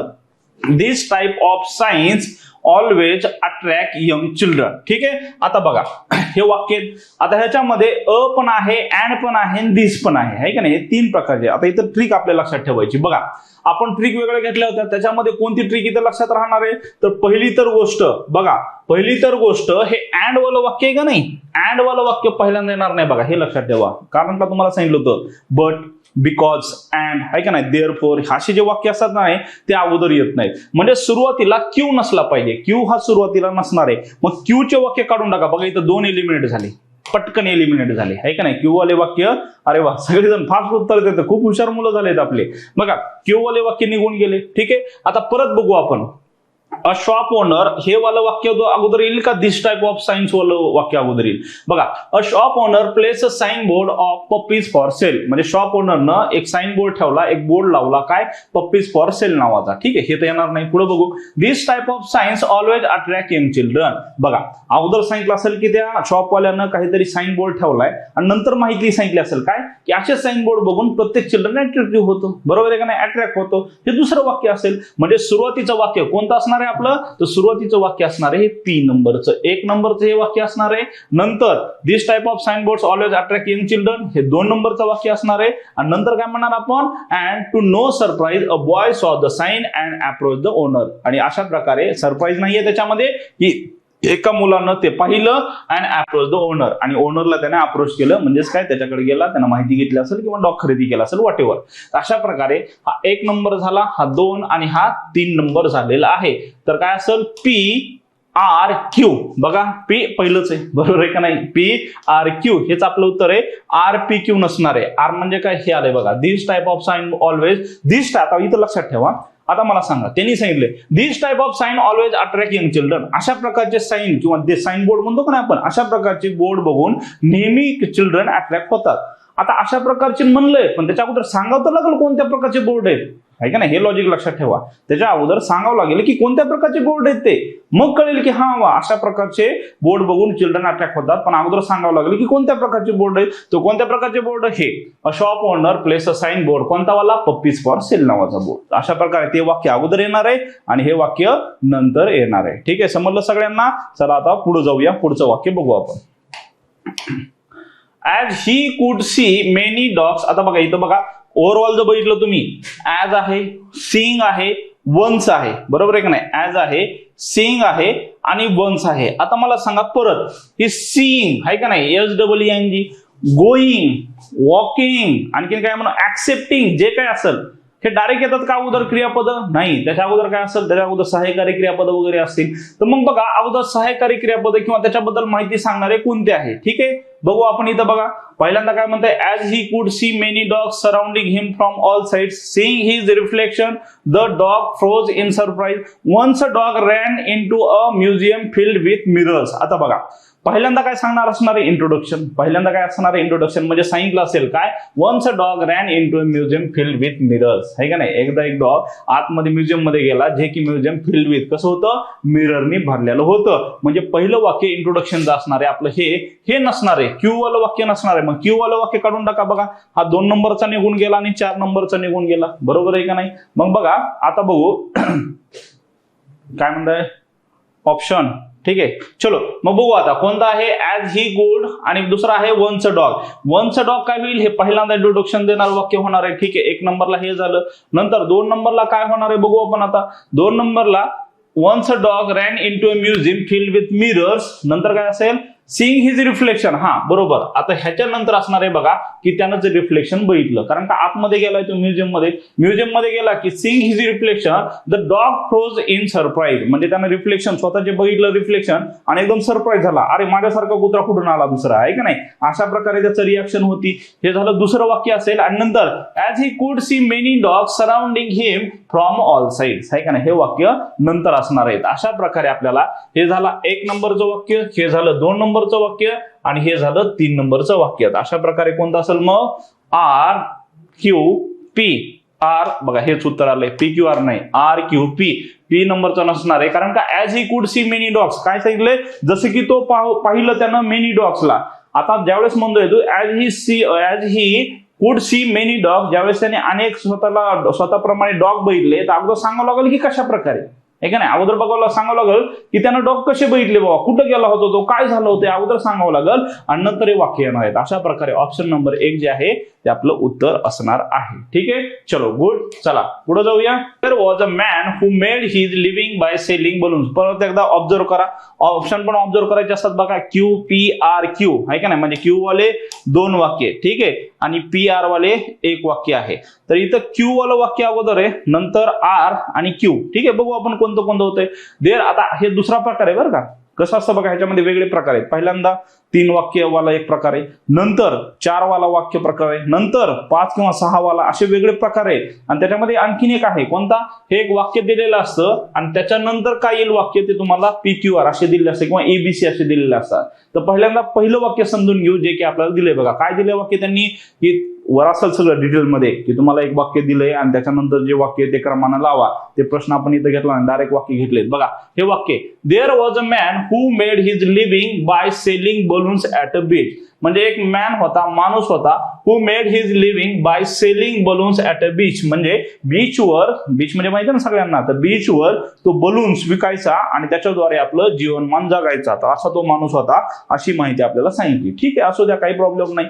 आता पुढे बघा, to spend the quality time at the beach, है का नाही, who were coming to beach along with their families. He was the center of attraction for the small kids. आता मला सांगा ह्याच्यामध्ये who were, है का नाही, कोणतं वाक्य, who were coming to beach along with their families, असं वाक्य येणार आहे का अगोदर, की जे अगोदर who were coming, जे कोणी येत होते कुठं, to beach along with their families, त्यांच्या बीचवर येत होते, फॅमिली सोबत बीचवर येत होते. आता जे कोणी म्हणतंय पण कोणते ते अगोदर सांगावं लागेल माहिती अगोदर. त्याच्यामुळं हे क्यू वाला वाक्य अगोदर नसणार आहे बघा, क्यू वाला वाक्य अगोदर नसणार आहे. त्यामुळे हा ऑप्शन निघून गेला आणि हा पण निघून गेला. बरोबर आहे का नाही? अगोदर ह्याच्याबद्दल माहिती तर सांगावं लागेल, नंतर सांगू आपण फॅमिली किंवा बाकीच्या गोष्टी आहेत. तर बघा मग काय असणार आहे, पहिल्यांदा मग टू स्पेंड असं येणार आहे का direct to spend the quality time at the beach? नाही, अगोदर काहीतरी सांगावं लागेल. मग हे वाक्य he was the centre of attraction. तो सेंटर ऑफ अट्रॅक्शन होता, अट्रॅक्शनचा सेंटर होता for the small kid. Small किडच्या अट्रॅक्शन होता. म्हणजे हे इंट्रोडक्शन आहे बघा त्या व्यक्तीची, त्यामुळे हे वाक्य पहिल्यांदा येईल. बरोबर आहे का नाही? नंतर दुसरं वाक्य येईल, काय होईल, he was the centre of attraction for the small kid. Small kid साठी तो अट्रॅक्शनचा सेंटर होता. नंतर म्हणणार आपण काय, who were coming to beach along with their families. जे कोणी त्या बीचवर येत होते फॅमिली सोबत, to spend the quality time at the beach. आहे का नाही? त्यासाठी टाइम स्पेंड करण्यासाठी, क्वालिटी टाइम जो आहे, मूल्यवान वेळ आहे, तो आपल्या फॅमिली सोबत घालवण्यासाठी. तर हे वाक्य नंतर येईल. म्हणजे पहिलं वाक्य आपलं आर वाला हे जरी समजलं ना तरी सुद्धा बघा ऑप्शन कोणता इथं डायरेक्ट उत्तर येते. हो आहे का नाही? RQP इंट्रोडक्शन वाला वाक्य जरी तुम्हाला समजलं ना तरी सुद्धा डायरेक्ट तुम्हाला उत्तर येते. कोणतं? RQP. ठीक आहे, अशा प्रकारे आपलं उत्तर झालं. हे 1 नंबरला येईल, हे 2 नंबरला आणि हे 3 नंबरला येणारं वाक्य आहे. ठीक आहे, कसं ओळखलं? हे हु पासून तर पहिलं वाक्य नसणार आहे. दुसरं to spend the quality time असंही नसणार आहे. कारण का इथं माहिती सांगितली, to spend the quality time at the beach म्हणजे मौल्यवान वेळ बीचवर घालवण्यासाठी. पण अगोदर सांगावं तर लागेल कोण घालवते मौल्यवान वेळ, कोण आहे ते फॅमिलीज, कशासाठी येत आहे ते सगळं सांगावं लागेल. इंट्रोडक्शन ह्याने द्यावं लागेल. मग ही was the centre of attraction for the kids. कारण का इथं पहिलं वाक्य कोणाबद्दल आहे बघा, देअर वॉज अ मॅन. ह्या मॅन बद्दल सगळं चालू आहे का नाही? पहिल्यांदा इंट्रोडक्शन आहे, नंतर डिटेल माहिती आहे. इथं बघा हे मॅन बद्दल चालू आहे माहिती. मग मॅन बद्दल जर वाक्य पहिलं असेल तर दुसरं वाक्य त्याच्याबद्दल सांगावं लागेल ना, ही वॉज द सेंटर ऑफ काहीतरी अट्रॅक्शन असेल, काय बोलून विकत होता, कसा विकत होता, काय करत होता, हे सगळी माहिती. बरोबर आहे. ऑप्शन नंबर 3 जे आहे ते आपलं उत्तर आहे. ठीक आहे, चला पुढे जाऊया. Once upon a time there was a monk in the range of Himalayas. Once upon a time म्हणजे काय, एकदा काय होतं, there was a monk. monk म्हणजे काय, साधू. तुम्हाला माहित असेल साधू. साधू होता in the range of Himalayas. म्हणजे हिमालयाचे जे रेंज आहेत का नाही, काय म्हणू आपण त्याला, रांगा, हिमालयाच्या रांगा आहेत, तर तिथं एक साधू होता असं ते वाक्य. ठीक आहे, बघा मग काय म्हणतंय, the moment he was about to enter the river he notice a scorpion there. त्यानं तिथं स्कॉर्पियन म्हणजे काय, विंचू पाहिला. One morning on a sunny day he came across a shallow river. म्हणजे एकदा सकाळी तो अक्रॉस अ शॅलो रिव्हर म्हणजे काय, उथळ नदी होती तिथं आला होता. Which he had to cross the to move further. Which he had to cross, त्याला क्रॉस करायचं होतं कुठं, टू मूव्ह फर्दर, पुढं सरकण्यासाठी त्याला पुढं जायचं होतं. आता मला सांगा, which he had to cross to move further हे वाक्य येणार आहे का अगोदर, की विच ही हॅड जेव्हा त्याला पुढे जायचं होतं. अहो पण अगोदर सांगा का जायचंय पुढं, कशासाठी जायचंय, त्याची माहिती तर सांगा. Once upon time there was a monk सांगितलंय का नाही, या मॉन्क बद्दल काहीतरी सांगा ना, काय आहे तो. मग इथं वाक्य काय येईल, इथं पहिल्यांदा इंट्रोडक्शन वाला वाक्य येईल, माहिती वाला वाक्य येईल. तो कोणता येणार, one morning in on a sunny day he came across a shallow river, की अगोदर तिथं आला होता. त्यामुळे आर वाला वाक्य तर पहिल्यांदा नाही येणार बघा, आहे का नाही, आर वाला वाक्य पहिल्यांदा नाही येणार. मग आर वाला वाक्य आहे का, हे निघून जाईल. दुसरं कोणतं आहे का, नाही. चला पुढे बघू. पहिल्यांदा इंट्रोडक्शन येईल, हे पहिल्यांदा, बरोबर आहे का नाही, इंट्रोडक्शन माहिती सांगणार. त्यामुळं क्यू वाला वाक्य पहिल्यांदा असणार म्हणजे असणार आहे. मग क्यू वाला पहिलं वाक्य जिथं नाही ते काढून टाका. इथं हा क्यू वाला नाही, हा पी आहे, नंतर क्यू, हा इथे एक आहे पी, निघाल डायरेक्ट उत्तर आलंय बघा, जर का तुम्हाला इंट्रोडक्शन कळत असेल तर. मग इथं काय म्हणणार आपण, पहिल्यांदा one morning on a sunny day he came across a shallow river, तो शॅलो नदीच्या ठिकाणी आला. नंतर काय म्हणणार आपण, which he had to cross to move further, तो आला कशासाठी, तर तिथं कारण सांगावं लागलं आपल्याला, कशासाठी, कारण का त्याला पुढे जायचं होतं. आणि नंतर मग म्हणणार काय घडलं, बघा तेच सांगितलं मी तुम्हाला अगोदर, इंट्रोडक्शन, माहिती, आणि नंतर मग काय घटना घडली सगळ्यात शेवटी. मग काय घटना घडली होती, the moment he was about to enter the river, ज्यावेळेस तो नदीमध्ये जाणारच होता, he notice a scorpion there, त्यावेळेस त्यानं नोटीस केलं तिथे एक काय आहे, स्कॉर्पियन आहे, विंचू आहे. आता तिनं नोटीस केलंय स्कॉर्पियन आहे तिथं, हे लक्ष दिलंय, पण त्याच्या अगोदर काहीतरी घडलं असेल ना, की तो तिथं नदीच्या जवळ आलाय, एका सकाळी तिथं नदीच्या जवळ आलाय, कारण का त्याला पुढे जायचं होतं. आणि सगळ्यात शेवटी काय घडलं ते सांगावं लागलं आपल्याला. काय घडलं मग, तिथं आला आणि बघितलं, त्यानं काय, अरे तिथं तो विंचू आहे, मग जाईल का पुढे साधू, नाही, कोणीच नाही जाणार. आपण जरी असलो तरी सुद्धा नाही जाणार. साधूची तर काय हिंमत, खरं तर साधूची हिंमत होत असते म्हणा, आपल्यापेक्षा पॉवरफुल असतात, पण सामान्य माणूस जरी असला, दिसला पुढे स्कॉर्पियन, पुढे जाणार आहे का, नाही. आता जे काहीतरी नमुने आहेत बघा, स्कॉर्पियन दिसला की ह्याची सेल्फी करायला लागतील, हे आय सॉ स्कॉर्पियन आहे का नाही, कधी चावलं कुठं घुसल काही कळायचं नाही. अशा प्रकारे असे धंदे करायचे नाहीत आपण. तर बघा इथं हे वाक्य कोणतं, हे मॉम बद्दल वाक्य, त्याची अगोदर इंट्रोडक्शन असेल आणि नंतर मग माहिती असेल आणि सगळ्यात शेवटी काय असेल, काय घडलं आहे की नाही, सगळ्यात शेवटी असेल काय घडलं. तर काय घडलं का नाही हे ऐकण्यासाठी थोडं पेशन्स ठेवायचं. का, कारण का काय घडलंय सगळ्यात शेवटी असतो. अगोदर इंट्रोडक्शनचा कार्यक्रम असतो आणि नंतर मग मेन कार्यक्रम असतो. तर मेन कार्यक्रम सगळ्यात शेवटी असतो. ठीक आहे, चला पुढे जाऊया. सगळ्यांना समजत असेल तर थोडं सांगत जावा रे बाबा, समजतंय म्हणून आहे का नाही. समजल्या थोडं बोलल्यास कळतं. हा वा ऍक्टिव्ह आहेत. कोणी झोपत नाही ना लेक्चरमध्ये, लेक्चर चालू असताना झोपतंय का कोणी, झोपत नसेल. झोप लागत असेल तर चहा घ्या एखादा, पण झोपायचं नाही. कुठे विंचू येईल चावून करायचं नाही. ठीक आहे, कोणाला काही होणार नाहीये मला माहिती. असं म्हणतात की 100 चुका केल्यास एक विंचू. लहानपणी मी ऐकलेलं, काय ऐकलेलं, 100 चुका केल्या तर एकदा विंचू तुम्हाला चावतो असं म्हणतात. आणि आमच्या लहानपणी आमच्या बहिणीलाच विंचू चावला, तर मी तिला 2-3 दिवस सारखं म्हणायचं, तू 100 चुका केल्यास, तू 100 चुका केल्यास. काय लहान होतं, काही कळायचं नाहीये. असं काही नाहीये की तुम्ही 100 चुका केल्या म्हणजे काही विंचू चावत असेल आणि खरंच चावत असेल तर माझं म्हणणं आहे, जे चुका करतात त्यांनी सावध राहा. कारण का 100 चुका आपल्या होता कामा नाहीत. खरं तर एक सुद्धा चूक होता कामा नाहीत. आणि परीक्षेत तर झालीच नाही पाहिजे. परीक्षेत तर एक सुद्धा मार्क चुकता कामा नये. आणि मला माहिती आहे ज्ञानदीप अकॅडमीचे जे विद्यार्थी आहेत, ज्यांनी हे काय म्हणा आपण त्याला लेक्चर ऐकतायत, काळजीपूर्वक लक्ष ऐकतायत, सगळेजण व्यवस्थित उत्तर देत आहेत, त्यांचं तर बिलकुल मार्क चुकणार नाही. माझा तुमच्यावर कॉन्फिडन्स आहे. कोणाचा नसला तरी चालतोय, पण मला माहिती आहे की आपले जे स्टुडंट आहेत ज्ञानदीप अकॅडमीचे, त्यांचा एकही मार्क चुकणार नाही. सगळे हुशार आहेत, मेहनती आहेत आणि मेहनती आहेत म्हणून तर लेक्चर करतायत. बरोबर आहे का नाही, उत्तर देत आहेत. तर सगळ्यांनी उत्तर द्यायचे बघा. आता कळलं का, सगळ्यांनी उत्तर द्यायचं, सांगायचंय समजतंय का, हो नाही काय जे काय असेल ते. म्हणजे मला कळेल की हा वा, मी जे शिकवतोय ते ऐकतायत, मुलं ऍक्टिव्ह आहेत, लक्ष देऊन ऐकतायत. कसं कळणार आहे, ज्यावेळेस तुमच्या कमेंट मी बघतो त्यावेळेस मला कळणार आहे की समजतंय म्हणून. नाहीतर मी शिकवतोय, तुम्ही ऐकताय, जसं रामायण चालू आहे तसं चालू आहे, असं होता कामा नये. ठीक आहे, चलो बघू काय पुढचं वाक्य. हे घेतलं का आपण वाक्य, वन डे स्मॉल ओपनिंग नाही, आपल्याला हे घ्यायचे वाक्य. चला पुढचं वाक्य बघू आपण काय आहे. बघा काय म्हणताय, one day a small opening appeared in it. He was the butterfly struggling to get out of it. One day a small opening appeared it. ठीक आहे, नंतर a man found a cocoon of a butterfly. हे बघा cocoon म्हणजे काय तुम्हाला सांगतो मी. cocoon म्हणजे काय, ते तुम्ही लहानपणी ते रेशीम किड्याचं ते पांढरं हे बघितलं असेल बघा, असं गोल गोल असतं ते आहे का ना, असं गोल गोल गट्टू सारखा असतो बघा, छोटा गट्टू असतो तो. आणि त्याच्यामधून मग ते किडा बाहेर पडतो आणि त्याचं मग फुलपाखरू होतं. तर ते रेशमाचं ते आहे का नाही किडा असतो बघा, त्याच्यामध्ये ते गट्टू पांढरा, त्याला कुकून म्हणतात. इथं दिलंय बघा, अ man found a cocoon of a butterfly. आहे का नाही, त्या माणसानं काय झालं, त्या माणसाला सापडलं, काय सापडलं, cocoon of a butterfly. Butterfly म्हणजे काय, हे फुलपाखरूचं त्याला ते कुकून सापडला. आता मला सांगा ह्याच्यामध्ये कोणतं वाक्य अगोदर असेल, इंट्रोडक्शन कोणती असणार आहे. तर बघा इंट्रोडक्शन अगोदर काय सांगितलीये ह्याच्यामध्ये, one day a small opening appeared in it, he was the butterfly struggling, आणि a man found the cocoon of a butterfly. तर हे सगळं रामायण काय घडलंय बघा, त्या बटरफ्लाय स्ट्रगलिंग करत होता, नंतर त्याने एक ओपनिंग बघितली. आता तुम्हाला ते बटरफ्लायचं जर का गोष्ट माहित असेल, काय असतं, अगोदर ते गट्टू असतो, थोड्या दिवसानंतर त्याच्यानंतर आळी बाहेर येते, आहे का नाही, आळी असतं त्याचं, मग आळीचं रूपांतर, नंतर मग त्याला पंख वगैरे फुटून मग नंतर तो फुलपाखरू होतं. तर अगोदर पांढरा तो गट्टू असतो, नंतर मग ती आळी होते, आळीचं नंतर मग फुलपाखरू होतं. ते हे आहे. मग इथं मला सांगा, इथं अगोदर इंट्रोडक्शन वाला वाक्य कोणतं असणार आहे, तर अगोदर सांगावं तर लागेल त्याला ते कुकून सापडलंय, बटरफ्लायचं कुकून सापडलंय सांगावं लागेल. अगोदर त्याला सापडलंय, नंतर त्यानं ते बघितलंय, आणि बघितल्यानंतर त्याला कळलं की तिथं काय कार्यक्रम चालू आहे. तर कोणता कार्यक्रम चालू आहे, तर butterfly struggling to get out of it, आहे का नाही, बटरफ्लाय बाहेर जाण्याचा प्रयत्न करतोय. तर हे वाक्य तर पहिल्यांदा नसणार आहे, बरोबर आहे का नाही, हे वाक्य पहिल्यांदा नसणार आहे. पहिल्यांदा इंट्रोडक्शन असणार आहे कोणतं, अ man found a cocoon of a butterfly, बरोबर आहे का नाही. म्हणजे 1 नंबरला हे वाक्य असणार आहे, हे वाक्य नसणार आहे, बरोबर आहे का नाही, हे वाक्य नसणार आहे. मग बघा क्यू वाला वाक्य काढून टाका, कुठे हे क्यू वाले 2 वाक्य निघून गेले बघा, क्यू वाले वाक्य निघून गेले. आता बघा कोणते राहिले इथं, हे अ मॅन फाउंड जे आहे ते आर वाला वाक्य पहिल्यांदा पाहिजे 1 नंबरला. मग बघा आर इथं आहे, डायरेक्ट उत्तर आहे, बरोबर आहे का नाही. आर पहिल्यांदा बघितलं त्यानं, कुकून ऑफ अ बटरफ्लाय, बरोबर आहे का नाही. नंतर काय झालं, one day a small opening appear in it, नंतर काय झालं, त्याला स्मॉल ओपनिंग म्हणजे थोडंसं छिद्र दिसलं की त्याच्यातून तो बाहेर येतोय.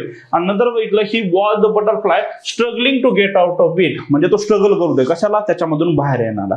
तर असा तो क्रम आहे, अगोदर इंट्रोडक्शन, नंतर माहिती, सगळ्यात शेवटी काय नेमका कार्यक्रम काय झालाय, नेमकं काय घडलंय, ती घटना जी आहे ती सगळ्यात शेवटी. ठीक आहे, तर अशा प्रकारे बघू आता पुढचं काय आलंय बाबू. चला बघा, the only person she didn't hate was her loving, अरे बॉयफ्रेंड. अरे बघा कसलं वाक्य आलंय मित्रांनो, हे बघा आयोग पण एकदम रोमॅन्टिक होतं बरं का कधी कधी. TCS वाले पण रोमॅन्टिक माणसं आहेत, कारण शेवटी माणूसच येतो, बरोबर आहे का नाही. कोणी जरी असला शेवटी माणूसच आहे, आणि माणूस म्हणलं की शेवटी तो रोमॅन्टिकच होतो जर का त्याच्यामध्ये भावना असतील तर. काही लोक काही होतच नाही, ते माणसं नाहीत, दगड आहेत मग. तर बघा इथं दिलंय वाक्य, माझं वाक्य नाही, पहिल्यांदा मी क्लिअर करतो, बॉन्डवर लिहून देतो की हे वाक्य माझं नाहीये, तर हे TCS न टाकलेलं वाक्य. ठीक आहे, त्यामुळे पहिली गोष्ट क्लिअर करतो मी इथं की हे माझं मनचं वाक्य नाहीये, हे TCS न टाकलेलं वाक्य. आणि TCS किंवा MPSC आयोग पण अशा वाक्य मधून टाकत देत असतो, कारण त्यांना माहित असतं परीक्षा देताना टेन्शन मध्ये वगैरे पोरगा पोरगी थोडं जरा रिफ्रेश झाला पाहिजे, त्याला पण जरा आठवणी आल्या पाहिजे, त्याचं माइंड थोडंसं फ्रेश झालं पाहिजे, पण असे वाक्य येतात. बघा काय वाला वाक्य, बघा वाचा तुम्ही जाता इथं काय दिलंय. The only person she didn't hate was her loving boyfriend. आहे का नाही, फक्त एकच माणूस होता की जी हेट करत नव्हती जगामध्ये, ती म्हणजे कोण, ती व्यक्ती म्हणजे तिचा बॉयफ्रेंड, म्हणजे बाकी सगळ्यांना हेट करत होती. वा ग वा, आहे का नाही. बघा purely for the fact she was blind. Purely for the fact म्हणजे काय, प्युअरली जर बोलायचं राहिलं तर for the fact he fact आहे, शी वॉज ब्लाइंड, ती कोण होती, आंधळी होती. हा असं मला माहितच होतं, कुणीतरी काहीतरी असणारच आहे कार्यक्रम असा.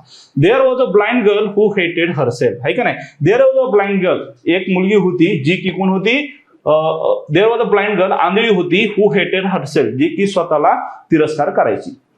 आता मला सांगा ह्याच्यामध्ये इंट्रोडक्शन वाला वाक्य कोणतं आहे, जे घडलंय ते नंतर, बरोबर आहे का नाही. काय फॅक्ट आहे ती नंतर सांगितलेली असेल, अगोदर इंट्रोडक्शन सांगितलं असेल. आता इंट्रोडक्शन काय, there was a blind girl who hated herself, बरोबर आहे का नाही. हे वाक्य आपण असंच म्हणतो ना, देअर वॉज अ कार, आहे का नाही, देअर वॉज अ कार, तिकडे कार होती. नंतर मग त्या कार बद्दल अधिक माहिती सांगणार की तिला काय झालं होतं, कुठं उभी होती, कोणत्या कलरची होती, कोणत्या कंपनीची होती, हे सगळं नंतर सांगणार. पण अगोदर काय म्हणणार आपण, देअर वॉज अ ट्री, आहे का नाही, तिकडे एक झाड होतं. नंतर मग तुम्ही झाडाबद्दल माहिती सांगणार, ते कोणत्या जातीचं झाड होतं, त्याच्याबद्दल काय घडलं काय नाही सगळं नंतर सांगणार. तर अगोदर असणार देअर वॉज, बरोबर आहे का नाही, काय असणार, देअर वॉज. तर मग बघा कोणतं असणार आहे, पहिल्यांदा इंट्रोडक्शन वालं वाक्य असणार आहे, आर वालं वाक्य पहिल्यांदा असणार आहे. ठीक आहे, मग आर वालं वाक्य पहिल्यांदा, तर क्यू आणि पी उडून जातील. बघा क्यू आणि पी उडून जातील, क्यू वाला उडून गेला, क्यू वाला बघा क्यू वाला डबल दिलेत, म्हणजे कार्यक्रम आणखी सोपा झालाय. नंतर आर, हा आर ठेवायचा आपल्याला, आणि पी निघून गेला, डायरेक्ट उत्तर आहे मित्रांनो, RQP, बरोबर आहे का नाही. काय असेल, there was a blind girl who hated herself, अशी एक अंध मुलगी होती की जी स्वतःला तिरस्कार करायची. ठीक आहे, हे झालं पहिलं वाक्य. नंतर काय असणार आहे, त्याच्याबद्दल अधिक माहिती सांगणार असणार आहे, जसं की purely for the fact she was blind, आहे का नाही, हे दुसरं वाक्य. आणि सगळ्यात शेवटी काय सांगितलं असेल, फॅक्ट, जी घटना घडली, the only person she didn't hate was her loving boyfriend, आहे का नाही. एकच जो असा व्यक्ती होता ज्याच्यावरती तिरस्कार करायचे नाही, ती म्हणजे कोण, तिचा बॉयफ्रेंड होता. अशा प्रकारे वाक्य आले. ऑप्शन नंबर 3 गुड, सगळ्यांचं बरोबर आहे. ठीक आहे, परत एकदा शेजारी कोणी बसला असेल तर त्याला पाठ थोपटायला लावायची आपली, आणि जर का नसेल तर स्वतःच्या हाताने स्वतःची पाठ थोपटायची. ठीक आहे, काय म्हणायचं, जमतंय, आहे का नाही, काय गाड्या जमतंय मला. चला पुढे जाऊया, पुढचं वाक्य बघायचं आपल्याला. कॉम्प्लिमेंटरी रिसर्च, आहे का नाही. बघा इथं दिले, वाक्याची सुरुवात दिली फक्त, कॉम्प्लिमेंटरी रिसर्च असं पण असेल. एखाद्या दिवस तुम्हाला वाक्याची सुरुवात दिली असेल आणि नंतर तुम्हाला सांगे की त्याच्यानंतरचे वाक्य कोणते आहेत, असा तुम्हाला क्रम जोडायचा आहे. ठीक आहे, बघू आता एक एक गोष्ट आपण बघू आता कोणते आहे ते. कॉम्प्लिमेंटरी रिसर्च बघा, the best chance to develop a more nutritious apple, बरं ठीक आहे, on phytochemicals that may provide health, but benefits could give researchers a head start on studies to confirm which compounds offer. ठीक आहे, असू द्या. आता बघा वाक्य काय म्हणतंय, कॉम्प्लिमेंटरी रिसर्च म्हणजे असा काही रिसर्च आहे, त्या रिसर्च बद्दल आता माहिती सांगितली आपल्याला पुढे, बरोबर आहे का नाही. आपल्यासाठी महत्वाचा कोणताही ते शब्द रिसर्च, असं संशोधन, रिसर्च म्हणजे काय, संशोधन. आता हे संशोधन बद्दल काय सांगितलं असेल, काहीतरी माहिती सांगितली असेल, त्याच्या अगोदर काहीतरी इंट्रोडक्शन असेल, बरोबर आहे का नाही, नंतर त्याचा काहीतरी परिणाम वगैरे असेल. तर बघा इथं सगळ्यात अगोदर मला सांगा, कॉम्प्लिमेंटरी रिसर्च, बरोबर आहे का नाही, संशोधन. आता पुढं काय सांगितलं असेल, त्या संशोधनाबद्दल माहिती सांगितली असेल, बरोबर आहे का नाही. संशोधन वा, नेमकं काय संशोधन आहे त्याची डिटेल माहिती दिली असेल, इंट्रोडक्शन दिलं असेल. बघा मग संशोधन, complimentary research, the best chance to. आता मला सांगा, द वाला वाक्य डायरेक्ट सुरुवातीला येणार आहे का, नाही, अगोदर काहीतरी माहिती सांगावं लागेल, नंतर द वाला वाक्य येणार आहे. The best chance to develop a more nutritious apple, the best chance to develop म्हणजे काय, चांगला चान्स आहे डेव्हलप करायला, मोर न्यूट्रिशियस ऍपल, आहे का नाही, अधिक पोषक तत्ववाले ऍपल ग्रो करायला. On phytochemicals. हा, कॉम्प्लिमेंटरी रिसर्च कशावरचा? On phytochemicals. हा, फायटोकेमिकल्स वरचा research that may provide health, आहे का नाही, दॅट मे प्रोव्हाइड हेल्थ. तर बघा हे रिसर्च बद्दल माहिती सांगताय. रिसर्च कशावरचा आहे? ऑन फायटोकेमिकल. म्हणतो का नाही, रिसर्च ऑन, मग काही सांगा तुम्ही. रिसर्च ऑन काय म्हणू आपण त्याला? इन्सेक्टवरचा, किड्यावरचा रिसर्च असेल. रिसर्च ऑन एन्व्हायरमेंट असतो, बरोबर आहे का नाही? तर अशा प्रकारे वकील. आता असेल कॉम्प्लिमेंटरी रिसर्च बेनिफिट्स कुड गिव्ह, आहे का नाही, बेनिफिट्स कुड गिव्ह, कॉम्प्लिमेंटरी रिसर्च बेनिफिट्स कुड गिव्ह असं वाक्य येणार आहे का? नाही येणार आहे. स्टडीज टू कन्फर्म हे येऊ शकतं. कॉम्प्लिमेंटरी रिसर्च एक वचन आहे, स्टडीज टू कन्फर्म, आहे का नाही, स्टडी करून येणार. पण ह्याच्यापेक्षा हे अधिक वाक्य चांगलं वाटतं. कोणतं? On phytochemicals. रिसर्च कशावरचा? फायटोकेमिकल्स वरचा. द बेस्ट वालं वाक्य तर अगोदर येणार नाही, त्यामुळे पी वालं वाक्य येणार नाही अगोदर. नंतर बेनिफिट्स, आहे का नाही, बेनिफिट्स कुड गिव्ह रिसर्च हे पण नंतर पहिल्यांदा येणार नाहीये. स्टडीज टू कन्फर्म विच हे पण नाही येणार, कारण का? त्याच्यापेक्षा मोस्ट प्रॉब्लेम आपलं हे वाक्य वाटतंय की कशावरचा रिसर्च आहे? ऑन फायटोकेमिकल वाला. अशा प्रकारे आपल्याला पहिलं तर वाक्य कळालं. कोणतं? क्यू वालं वाक्य. तर क्यू वाले वाक्य बघा कुठं आहे तिथं? दोन आहेत का नाही? अहो डायरेक्ट उत्तर आलंय, आहे का नाही. किती तुम्हाला टीसीएस मदत करते बघा, किती मदत करते. इथं बाकीचे इथं कन्फ्युजन पण नाही किंवा क्यू वाले दोन वाक्य आहेत का असं पण नाही, काय संबंध नाहीये.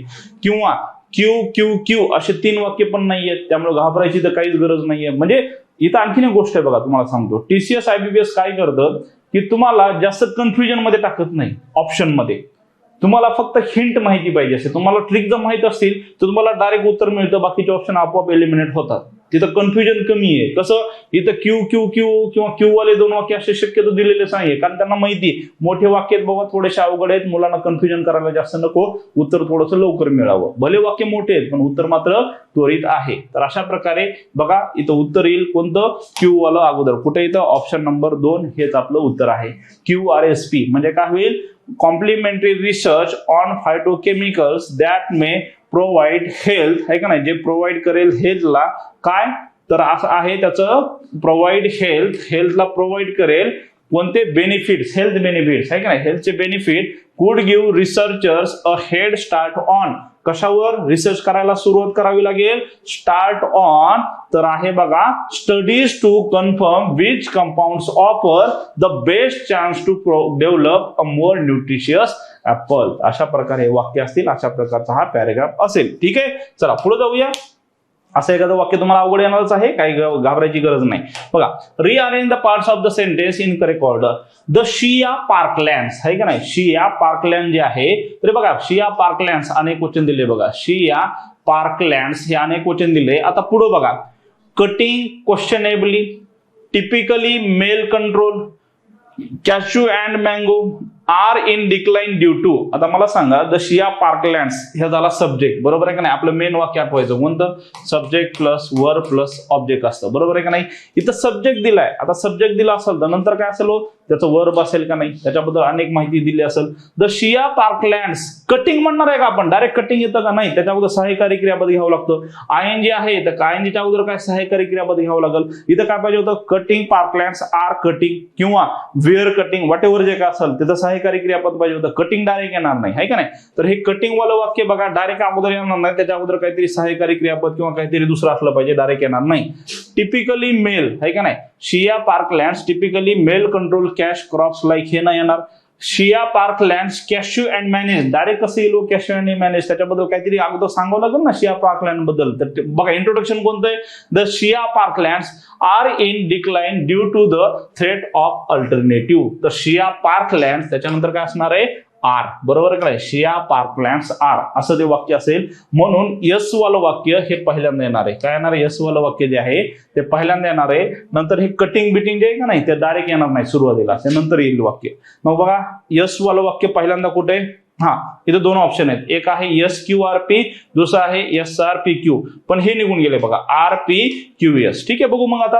तर shea parklands are in decline due to the threat of alternative. आता अल्टरनेटिव्ह काय आहे का नाही तर त्याची माहिती दिली असेल. बघा थ्रेट ऑफ अल्टरनेटिव्ह काय म्हणते? क्यू तरी असेल किंवा आर. बघा कोणतं? इथं आर असेल किंवा क्यू असेल, बघू आपण. Are in decline due to the threat of alternative typically male control cash crops like किंवा cashew and mango and the immediate pay of.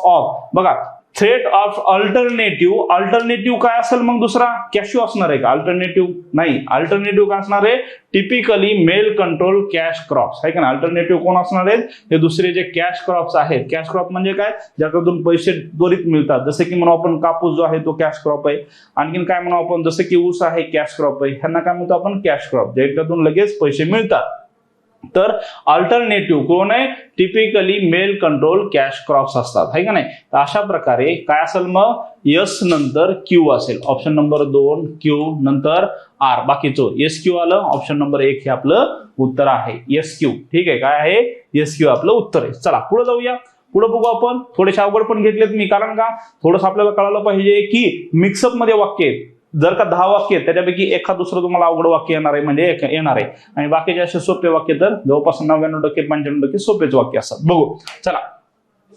Activity based learning, activity based जी लर्निंग आहे म्हणजे काय, ऍक्टिव्हिटीवर आधारित जे लर्निंग आहे, शिक्षण आहे, विच, आता बघा ह्या लर्निंग बद्दल आता अधिक माहिती असणार आहे, बरोबर आहे का नाही, ह्या लर्निंग बद्दल अधिक माहिती असणार आहे. मग बघा कोणती माहिती सांगितली, in principle refers to interconnections, the help of carefully design, नंतर मग काय दिलंय, makes between ideas and concept with, is often confuse with. आता बघा ऍक्टिव्हिटी बेस्ड लर्निंग, आता लर्निंग बद्दल माहिती सांगते, विच काय असणार आहे, मग विच सांगितला तर इथं सब्जेक्ट झाला, नंतर वर्ब असणार, त्याची माहिती असणार आहे, आणि आणखीन गोष्ट समजायची म्हणलं तर ह्याचं इंट्रोडक्शन असणार आहे, कशाबद्दल, ह्या ऍक्टिव्ह लर्निंग बद्दल. ही लर्निंग बद्दल मग माहिती कोणतं सांगताय बघा, activity based learning, which is वगैरे असं म्हणणार आपण, किंवा विच काय म्हणू आपण, विच इंडिकेट्स वगैरे असं म्हणणार आपण, त्याची माहिती सांगणार. मग activity based learning which in principle refers to येणार आहे का, नाही, हे सुरुवातीला नसणार आहे. नंतर activity based learning which the help of carefully, नाही, त्याची माहिती सांगावं लागेल आपण. Which makes between ideas and concept with, हा हे असू शकतो, हा करता नंतर हे क्रियापद, किंवा विच इज ऑफन कन्फ्युज हे पण येऊ शकतं, पण दोन्हीचा अर्थ समजून घेऊ आपण. बघा activity based learning which makes between ideas and concept, activity learning जे की बनवतं काय, आयडिया आणि कन्सेप्ट मधलं, त्यानंतर बघू आपण. लर्निंग ऍक्टिव्हिटी जे की is often confuse with manifest physical activity. आता बघा ऍक्टिव्हिटी बेस्ड लर्निंग हे शक्यतो काय असतं, ते फायदा करत असतं, मग हे आपल्याला कन्फ्युज करणार आहे का, इथं लॉजिक वापरा थोडं. ऍक्टिव्हिटी बेस्ड लर्निंग काय करतं, आणखीन चांगलं करतं शिक्षण, मग ते कन्फ्युज करेल का, हे लॉजिक आहे इथं, त्यामुळे हे वाक्य नसणार आहे. तर वाक्य काय असणार इथं, 1 नंबरला आर वालं वाक्य असणार आहे, बरोबर आहे का नाही. 1 नंबरला आर म्हणू, किंवा एस पण येऊ शकतं, बघू आपण. ठीक आहे, आणखीन थोडंसं जोडून बघू, थोडंसं अवघड वाक्य चालेल, काही प्रॉब्लेम नाही, जेवढं अवघड आहे तेवढी मजा आली पाहिजे आपल्याला, थोडंसं डोक्याला चालना देऊ आपण. बघा makes between ideas and concept with, आता विथ म्हणलं की पुढे जोडावं लागेल, विथ द हेल्प ऑफ, बरोबर आहे का नाही, काय येणार आहे, विथ द हेल्प ऑफ. ठीक आहे, विथ द हेल्प ऑफ येऊ शकतं. म्हणजे आपल्याला काय कळालं इथं, पहिल्यांदा तर activity based learning which, P आणि क्यू आला नाही पाहिजे हे तर आपल्याला माहिती आहे, बरोबर आहे की नाही, त्यामुळं अगोदर एलिमिनेट करू म्हणजे आणखीन सोपं जाईल. पी आणखीन कोणता इथं, क्यू, क्यू वाला नाहीच आहे, एक तर आर आर वाला वाक्य किंवा एस वाला वाक्य, आर वाला वाक्य किंवा एस वाला वाक्य. बरं बघू आपण, चला आर किंवा एस दोन्ही मध्ये थोडंसं अवघड आहे, कारण का बघा इथं एस वाला पण एक आहे, एस वाला कुठे गेलं आणखीन, नाही आर वाले इथं, आर वाले 2 आहेत. ठीक आहे, आर वाले 2 आहेत, म्हणजे हे पण येऊ शकतं, आणि दुसरी गोष्ट यस पण येऊ शकतं. बघू आपण, काय नाही, असं एखादं वाक्य आलं पाहिजे, डोक्यात थोडी चालना मिळली पाहिजे, थोड्याशा मुंगी आल्या पाहिजेत डोक्यात. चला बघू काय म्हणते activity based learning. Activity based learning अशी आहे, विच काय करते, makes between ideas and concept, ठीक आहे, आणि is often confuse with manifest physical activity. Is often confuse करते with manifest physical activity, physical activity सोबत. नंतर काय म्हणणार मग आपण, इन प्रिन्सिपल ऑफ, हा बघा ह्याच्या पुढे ना हे पी नसणार आहे, बरोबर आहे का, ह्याच्या पुढं विथच्या पुढं काय असणार आहे बघा, विथच्या पुढं क्यू असणार आहे, विथ द हेल्प ऑफ, आहे का नाही, विथ द हेल्प ऑफ, म्हणजे आर आणि क्यू ची आपली रांग लागली. ठीक आहे, कसं ओळखलं आपण, makes between ideas and concept with the help of च्या मदतीनं असतं, म्हणजे इथं आपली जोडी कशी लागणार आहे, आर आणि क्यू. ठीक आहे, आर आणि क्यू असणार आहे, मान्य आहे आपल्याला, आर आणि क्यू असणार आहे. आपल्याकडे 3 ऑप्शन आहेत, ह्या 3 ऑप्शन मध्ये आर क्यू बघा बरं इथं कुठं आहे, आर क्यू इथं आहे, बरोबर आहे, पी क्यू इथं नाही, आर क्यू इथं पण आहे. ठीक आहे, चला बरं ठीक आहे, आर क्यू असू द्या. चला म्हणजे आणखीन कोणता ऑप्शन गेला आपला, आर क्यू वाला. ठीक आहे, आर क्यू इथं आहे, आर क्यू इथं आहे, हे दोन्ही ऑप्शन राहतील. बघू आता ह्या दोन्ही मधलं कोणतं आहे. चला activity based learning which is often confuse with manifest physical activity. नंतर काय म्हणणार आपण, is often confuse with manifest physical activity. Good. नंतर in principle refers to interconnections a learner makes between ideas and concept with the help of carefully designed activities and tasks. बरोबर आलंय. आता सांगतो मी अर्थ सगळा. बघा, पहिल्यांदा येणार आहे ऍक्टिव्हिटी बेस्ड लर्निंग आहे का नाही. अशा प्रकारचं लर्निंग जे की आपण म्हणू काय आहे, is often confuse with manifest physical activity. नंतर 2 नंबरला येणार आहे बघा कोणतं, हे in principle refers to interconnections a learner. नंतर म्हणणार makes between ideas and concept with, आणि चौथं येणार कोणतं, the help of carefully design activities and task. ठीक आहे. आता सांगतो मी, अशा प्रकारचे जर का अवघड वाक्य आलं तर अशा प्रकारचं येणारच आहे, हे ऍक्सेप्ट करा. कारण का, जर का तुम्हाला 10 वाक्य त्याच्यापैकी 1-2 वाक्य तुम्हाला अवघड येणार म्हणजे येणार आहे, तर ऍक्सेप्ट करायचे आपल्याला. आणि असू द्या, काही असू द्या, काही प्रॉब्लेम नाही आपल्याला. बघा इथं काय करायचं आपण आता, ज्यावेळेस अशा प्रकारचं एकदमच अवघड वाक्य असेल, हे सगळ्यात अवघड वाक्य आहे बरं का. जर का आपण सगळे आतापर्यंत वाक्य घेतले तर सगळ्यात हे अवघड वाक्य आहे. कारण का, इथं तुम्हाला मेक्स पण आहे, इज ऑफन पण आहे, ह्याच्यामुळे कन्फ्युजन वाढतंय. कारण का दोन्ही वर्ब आहे.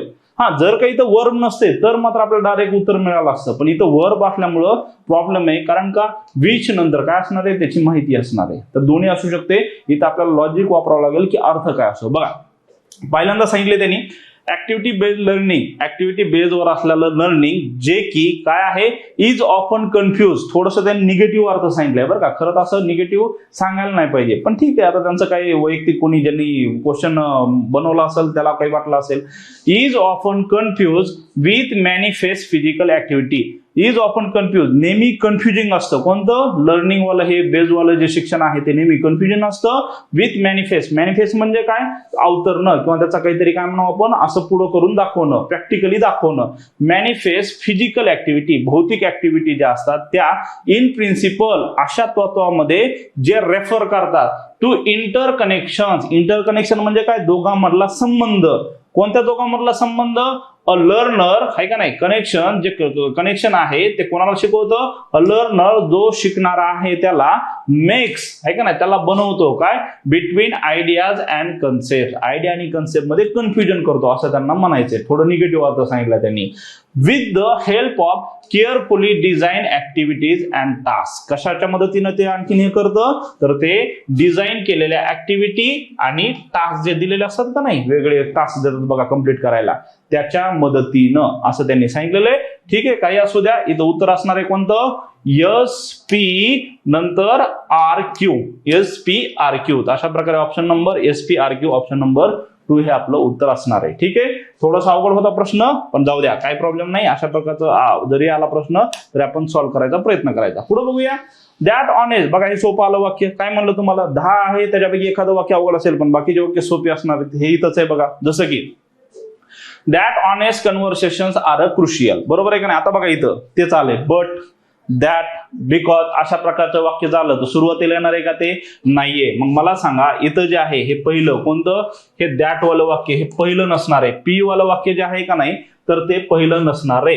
मग बघा पी वालं वाक्य कुठं दिलंय का, हा इथं दिलंय, त्यामुळे हे निघून जाईल, आणखीन हे पण निघून गेलं बघा. बरोबर आहे का नाही. कारण का, दॅट, बट, बिकॉज जे आहेत अशा प्रकारचे शब्द पहिल्यांदा येत नाहीत. पुढे बघा, successfully act on their ethical ambitions. That honest conversations are a crucial. Successfully act on their ethical ambitions. Throughout my consulting work I have discovered tool in helping leaders and their organisations. ठीक आहे, असू द्या. आता मला सांगा, ह्याच्यामध्ये माहिती सांगणारं, introduction करणारं कोणतं आहे, पहिलं वाक्य कोणतं असेल की जे ह्या सगळ्या वाक्यांचं पहिल्यांदा इंट्रोडक्शन करतंय, तर ते बघा आहे थ्रूआउट माय कन्सल्टिंग वर्क. जे काय सगळं माझं कन्सल्टिंग वर्क आहे त्यामध्ये आय हॅव डिस्कवर्ड, मी डिस्कवर केलं. काय डिस्कवर केलं ते सगळं सांगितलंय, बाकीची माहिती की मी डिस्कवर केलं, मी काय काय डिस्कवर केलं, तर ही सगळी माहिती त्यांनी सांगितलेली आहे. त्यामुळे हे पहिलं इंट्रोडक्शन वालं वाक्य बघा, आहे का नाही, लगेच कळालं. अशा प्रकारचं पहिलं वाक्य, throughout my consulting work I have discovered, मी डिस्कवर केलं. काय डिस्कवर केलं, तर त्याची माहिती अगोदर सांगितलेली असेल. बघा काय डिस्कवर केलं, तर बघा इथं काय असेल, आय डिस्कवर्ड. जसं की म्हणतो मी, आय ऑब्झर्व दॅट, मी ऑब्झर्व केलं की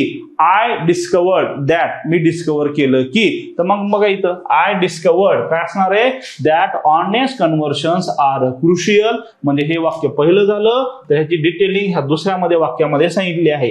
आणि हे सगळं बघायची गरज नाही. जर का तुम्हाला पहिल्यांदाच कळालं की हे इंट्रोडक्शन वालं वाक्य डायरेक्ट बघायचं, आर वालं वाक्य कोणतं आहे हे डायरेक्ट उत्तर आहे, पण पुढचं पण बघतोय आपण. जर का त्याचं आणखी डिटेल मध्ये बघायचं असेल, आपल्याला कन्फर्म करायचं असेल तर काय असेल बघा, that honest conversations R crucial, ते ऑनेस्ट कन्व्हर्सेशन जे आहेत, संवाद जे आहेत, आर क्रुशियल, महत्वाचे आहेत. कशामध्ये, तर ते महत्वाचे आहेत बघा टूल आहे का नाही, are a crucial tool in helping leaders and their organisations successfully act on their ethical ambitions. अशा प्रकारे हे 1 नंबरचं वाक्य, हे 2 नंबरचं वाक्य, नंतर 3 आणि हे 4. तर सगळ्यात अगोदर कोणतं आहे, आर वाला वाक्य. कोणता आला, ऑप्शन नंबर 2 जे आहे ते आपलं उत्तर आहे. गुड, सगळ्यांचं आलंय बरोबर, सगळ्यांना समजतंय, काही प्रॉब्लेम नाही. चला बघू आणखीन एक वाक्य, खूप प्रॅक्टिस घ्यायची आपल्याला.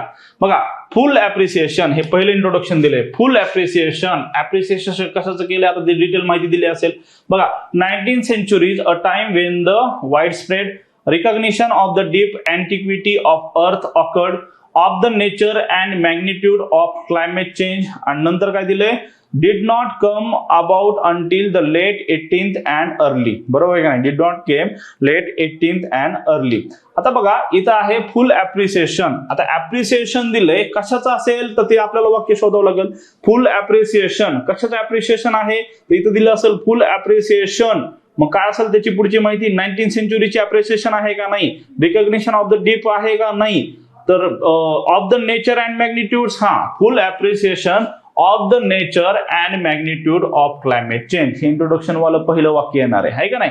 नंतर मग त्याच्याबद्दल आपण काय म्हणणार, तर of the nature and magnitude of climate change did not come about until the late 18th century. बघा इथं 18th century अगोदर आहे, बरोबर आहे का नाही. नंतर इथं 19th century आहे, बरोबर आहे का, हे दुसरं आहे. म्हणजे हा क्रम बघायचा आपल्याला. बघा ती ट्रिक आठवा, कोणती, क्रोनॉलॉजिकल ऑर्डर.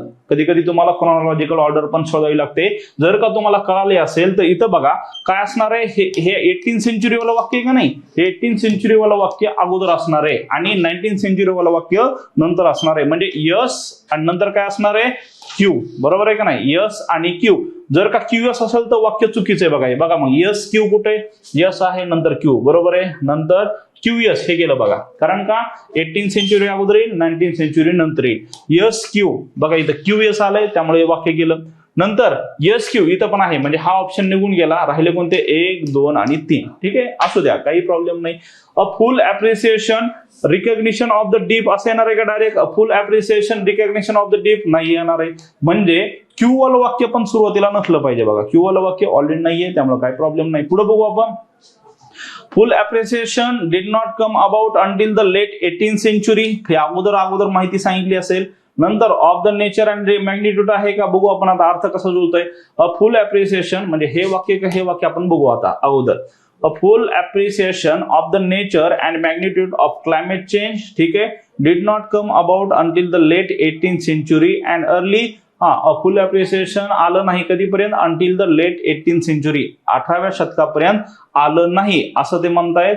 किंवा a full appreciation of the nature and magnitude of climate change. तर मोस्ट अप्रोप्रिएट कोणतं आहे बघा, तर हेच आहे. कोणतं, ऑफ. ऍप्रिसिएशन कशाचं आहे, of the nature and magnitude of climate change. Appreciation कशाचं आहे, नेचरचं आणि क्लायमेट चेंजचं, बरोबर आहे का नाही. मग काय म्हणणार आपण, हे अप्रिसिएशन आणि climate change did not come about until the late 18th century, हे दुसरं येईल वाक्य. कारण का हे अगोदर येईल आणि नंतर मग त्याच्यानंतर हे वाक्य येईल, बरोबर आहे का नाही. तर मग बघा हे आर वालं वाक्य अप्रिसिएशन ऑफ हे पहिल्यांदा आलं. ठीक आहे, 1 नंबर हा झाला. आर बघा कुठं आहे, डायरेक्ट उत्तर आहे, बरोबर आहे का नाही, पण तरी पण बघू आपण. ठीक आहे, आर आहे. नंतर दुसरं वाक्य काय देणार आपण, हे वाला अगोदर हे वाला नंतर. ठीक आहे, मग हे एक वाक्य झालं, नंतर हे दुसरं वाक्य पकडलं आपण. तर यसच्या नंतर मग कोणतं येणार आहे, 19th century, हे 3 पकडू आणि रिकॉग्निशन ऑफ द डीप अॅक्युमुलेट हे 4th येईल. पण डायरेक्ट उत्तर आहे तुम्हाला जर का कळालं असेल अप्रिसिएशन ऑफ, तर हे डायरेक्ट उत्तर आहे 1, 2, 3, 4 म्हणजे R S P Q, R S P Q. तर ऑप्शन नंबर 4 जे आहे ते आपलं उत्तर येईल. गुड, सगळ्यांचं आलंय, बरोबर आलंय सगळ्यांचं, 4 नंबरचा ऑप्शन आहे. गुड, चला पुढे बघूया. Rearrange the parts of the sentence in correct order. Carbon is taken. बघा, कार्बन हा घेतला जातोय. Carbon is taken. आता कार्बन इज टेकन हे माहिती आहे. आता त्याचं डिटेलिंग पुढे बघू आपण. काय म्हणते? When combined with hydrogen vehicles to provide. Carbon is taken vehicles to provide. Carbon is taken hydrocarbon. Carbon is taken up by plant respiration. बघा, ह्याच्यामध्ये काय वाटतंय तुम्हाला? कार्बन इज टेकन हे पॅसिव्ह वॉइसचं वाक्य. कार्बन हे घेतलं जातंय. आता कार्बन हे कोणाद्वारे घेतलं जातं? सगळ्यांना माहिती, प्लांट रेस्पिरेशन द्वारे. बरोबर आहे का नाही? कोणाद्वारे? प्लांट रेस्पिरेशन द्वारे. तर सुरुवातीला काय असणार आहे मग? हे वाक्य असणार आहे, carbon is taken up. Taken up म्हणजे घेतलं जात आहे bye plant respiration and weathering and, आहे का नाही? अँड वेदरिंग अँड डिटेलिंग दिले. काही असू द्या, सुरुवातीचं वाक्य काय असणार आहे आपलं? Carbon is taken up by plant respiration. बरोबर आहे का नाही? ऑप्शन नंबर कोणता असणार इथं? 4. हे एस वाला पहिला असणार आहे. एस वाला बघा इथं आहे. बरोबर, एस वाला इथं पण आहे. हे गेला निघून आणि हे पण निघा गेलं. आता एस पी आहे आणि इथं कोणता? S R. एस पी का एस आर ते आपल्याला बघायचे. बघू, carbon is taken up by plant respiration and weathering and. आणखीन माहिती सांगितली असेल. कशाची माहिती सांगितली असेल? Weathering and. बघा, वेन कंबाइंड विथ हायड्रोकार्बन का वेन हायड्रोकार्बन विच नाही वेदरिंग अँड ह्याची अधिक माहिती सांगितली असेल. वेदरिंग अँड काय म्हणते मग? Weathering and Wien combined with hydrogen it forms. काय फॉर्म करतंय? मग सांगितलं असेल इट फॉर्म्स अ हायड्रोकार्बन. ते काय फॉर्म करतं? हायड्रोकार्बन फॉर्म करतं which can be burn by industry and vehicles. बरोबर आहे का नाही? जे बर्न केलं जातं इंडस्ट्रीद्वारे आणि कशाद्वारे? व्हेइकलद्वारे to produce both heat and energy. तर हे हायड्रोकार्बन अगोदर, त्याच्यानंतर मग हे दुसरं वाक्य. म्हणजे एस पी आर क्यू. बघा, एस पी हो हेच उत्तर आहे. S P R Q. S P R Q. बाकी कुठंच नाहीये. एस पी आर क्यू नाहीये. ऑप्शन नंबर जो आहे तो आपला पहिला जे आहे ते आपलं उत्तर आहे. गुड, सगळ्यांचं आलंय 1 नंबरचं वाक्य. बरा, चला. Beginning the 1780s. बरोबर आहे का नाही? 1780च्या सुरुवातीला असं म्हणतंय. बरं ठीक आहे, काही असू द्या. बिगिनिंग द 1780च्या सुरुवातीला. बघू आता इंट्रोडक्शन काय आहे, काय माहिती आहे. केप्लेन्स ऑटोमेटन आहे. ठीक आहे, ऑटोमेटन नोन ॲज द, माहिती होतं जसं की a number of noteworthy human opponents tours around Europe, Turk or the mechanical Turk. ठीक आहे, बघू आता काय म्हणते. बिगिनिंग द 1780च्या सुरुवातीला. बघा, a number of noteworthy tours around Europe. ठीक आहे, बघू आता कोणतं आहे वाक्य आपल्या ह्याच्यामध्ये. Beginning the 1780 Turk of the mechanical Turk was taken on a number of noteworthy human opponents tours around. हा बघा आता, बिगिनिंग द 1780 1780च्या सुरुवातीला. बरोबर आहे का नाही? टूर्स अराउंड युरोप असं डायरेक्ट वाक्य येणार आहे का? Tours around Europe and it played games against. ठीक आहे, असं वाक्य डायरेक्ट येणार नाहीये. बिगिनिंग 1780च्या सुरुवातीला सांगावं लागेल की काय आहे बाबा, कोणाबद्दल माहिती सांगते. तर बघा इथं केप्लन्स ऑटोमेटन ही माहिती सांगते. Beginning 1780 Kempelen's automaton known as the, जे ओळखीचं होतं कोणत्या नावानं, मग ते आपल्याला बघावं लागेल. तर कोणत्या नावानं ओळखीचं होतं? Turk or the mechanical Turk. आहे का नाही? Turk or the mechanical Turk. पण इंट्रोडक्शन वाला वाक्य कोणतं आहे? पहिलं हे बघा. कोणतं? हे. बिगिनिंग द 1780च्या सुरुवातीला केम्प्लन्स ऑटोमेटन नोन ॲज द, हे इंट्रोडक्शन सांगितली माहिती. आणि नंतर मग सांगितलं number of noteworthy human opponent करत होते का, टूर्स होत्या का, काय होते. तर सुरुवातीला पी वाला वाक्य आलं पाहिजे. आहे का नाही? इंट्रोडक्शन आहे. तर सुरुवातीला पी वाला कुठे बघा? इथं आहे का नाही? इथं आहे का? इथं नाही. डायरेक्ट उत्तर आहे बघा. कोणतं? Option number 4 PSRQ. आहे का नाही? ऑप्शन नंबर 4 इंट्रोडक्शन हे वाक्य आपल्याला कळालेलं आहे. चला पुढे बघूया. Rearrange the parts of the sentence in correct order. We modified a. आम्ही मॉडिफाईड केलंय. काय मॉडिफाईड केलंय? बघा, a complex bionic system, standard of care, prosthetic, to move their prosthetic. आता बघा इथं आलं कोणतं? हे टू मूव्ह. हे टू वाला आहे का डायरेक्ट बट टू वगैरे जे कंजक्शन आहे त्यांना जोडणारं वाक्य अगोदर येतं का? नाही. मग आर वाला वाक्य काढून टाका. आर वाला कुठंच नाहीये. बॅड लक. ठीक आहे, जाऊ द्या, असू द्या. पुढे बघू. We modified a. आम्ही मॉडिफाईड केलंय म्हणजे त्याच्यामध्ये काहीतरी बदल करून नवीन बनवलंय. काय बनवलंय बघा मग. We modified a complex bionic system. हे होऊ शकतं आम्ही बायोनिक सिस्टम बनवली. Standard of care prosthetic with, हे असणार आहे का? काहीतरी मॉडिफाईड केलंय तर ते आपल्याला सांगावं लागेल. ठीक आहे, स्टँडर्ड ऑफ केअर पोस्थेटिक. हा, पोस्थेटिक पण बनवू शकलं असतं ते. बरोबर आहे. Feel sensations of touch. ठीक आहे. We modified a feel. बघा अ कधी वापरतो आपण? ज्यावेळेस जी गोष्ट आपल्याला मोजता येते. आता मला सांगा फील सेन्सेशन ही मोजता येतं का? आपल्याला फील ज्या भावना आहेत त्या मोजता येतात का? एक भावना, दोन भावना, आपण बघितले बघा आर्टिकल मध्ये अ कधी वापरायचं. मग फील सेन्सेशन्स, आणि सेन्सेशन्स अनेक वचन आहे, बरोबर आहे का नाही? काय आहे? अनेक वचन आहे. मग मला सांगा अ फील कन्सेशन्स असं येणार आहे का? नाही. हे जे सेन्सेशन्स आहे हे अनेक आहेत. सेन्स म्हणतो का नाही आपण, अनेक सेन्स आहेत.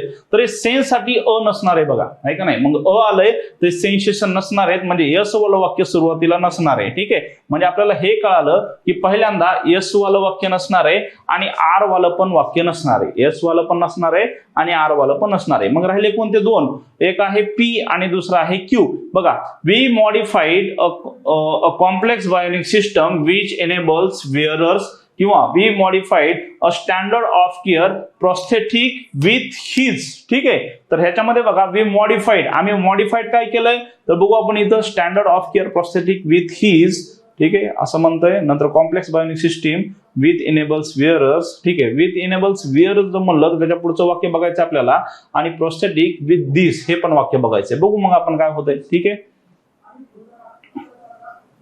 We modified a complex bionic system which enables wearers, आणि त्याच्यानंतर मग wearers to move their prosthetic arm, आहे का नाही? म्हणजे ह्याच्यानंतर हे वाक्य असणार आहे. ठीक आहे. एवढं तर कळालं आपल्याला. अगोदर क्यू येईल का पी बघू. Standard of care prosthetic with this complex bionic system which enables wearers to move their prosthetic arm, move initially and feel sensation of touch. बरोबर आहे. मोस्ट जे आहे तर हे येणार आहे ह्याच्यानंतर क्यू वालं वाक्य, बरोबर आहे का नाही?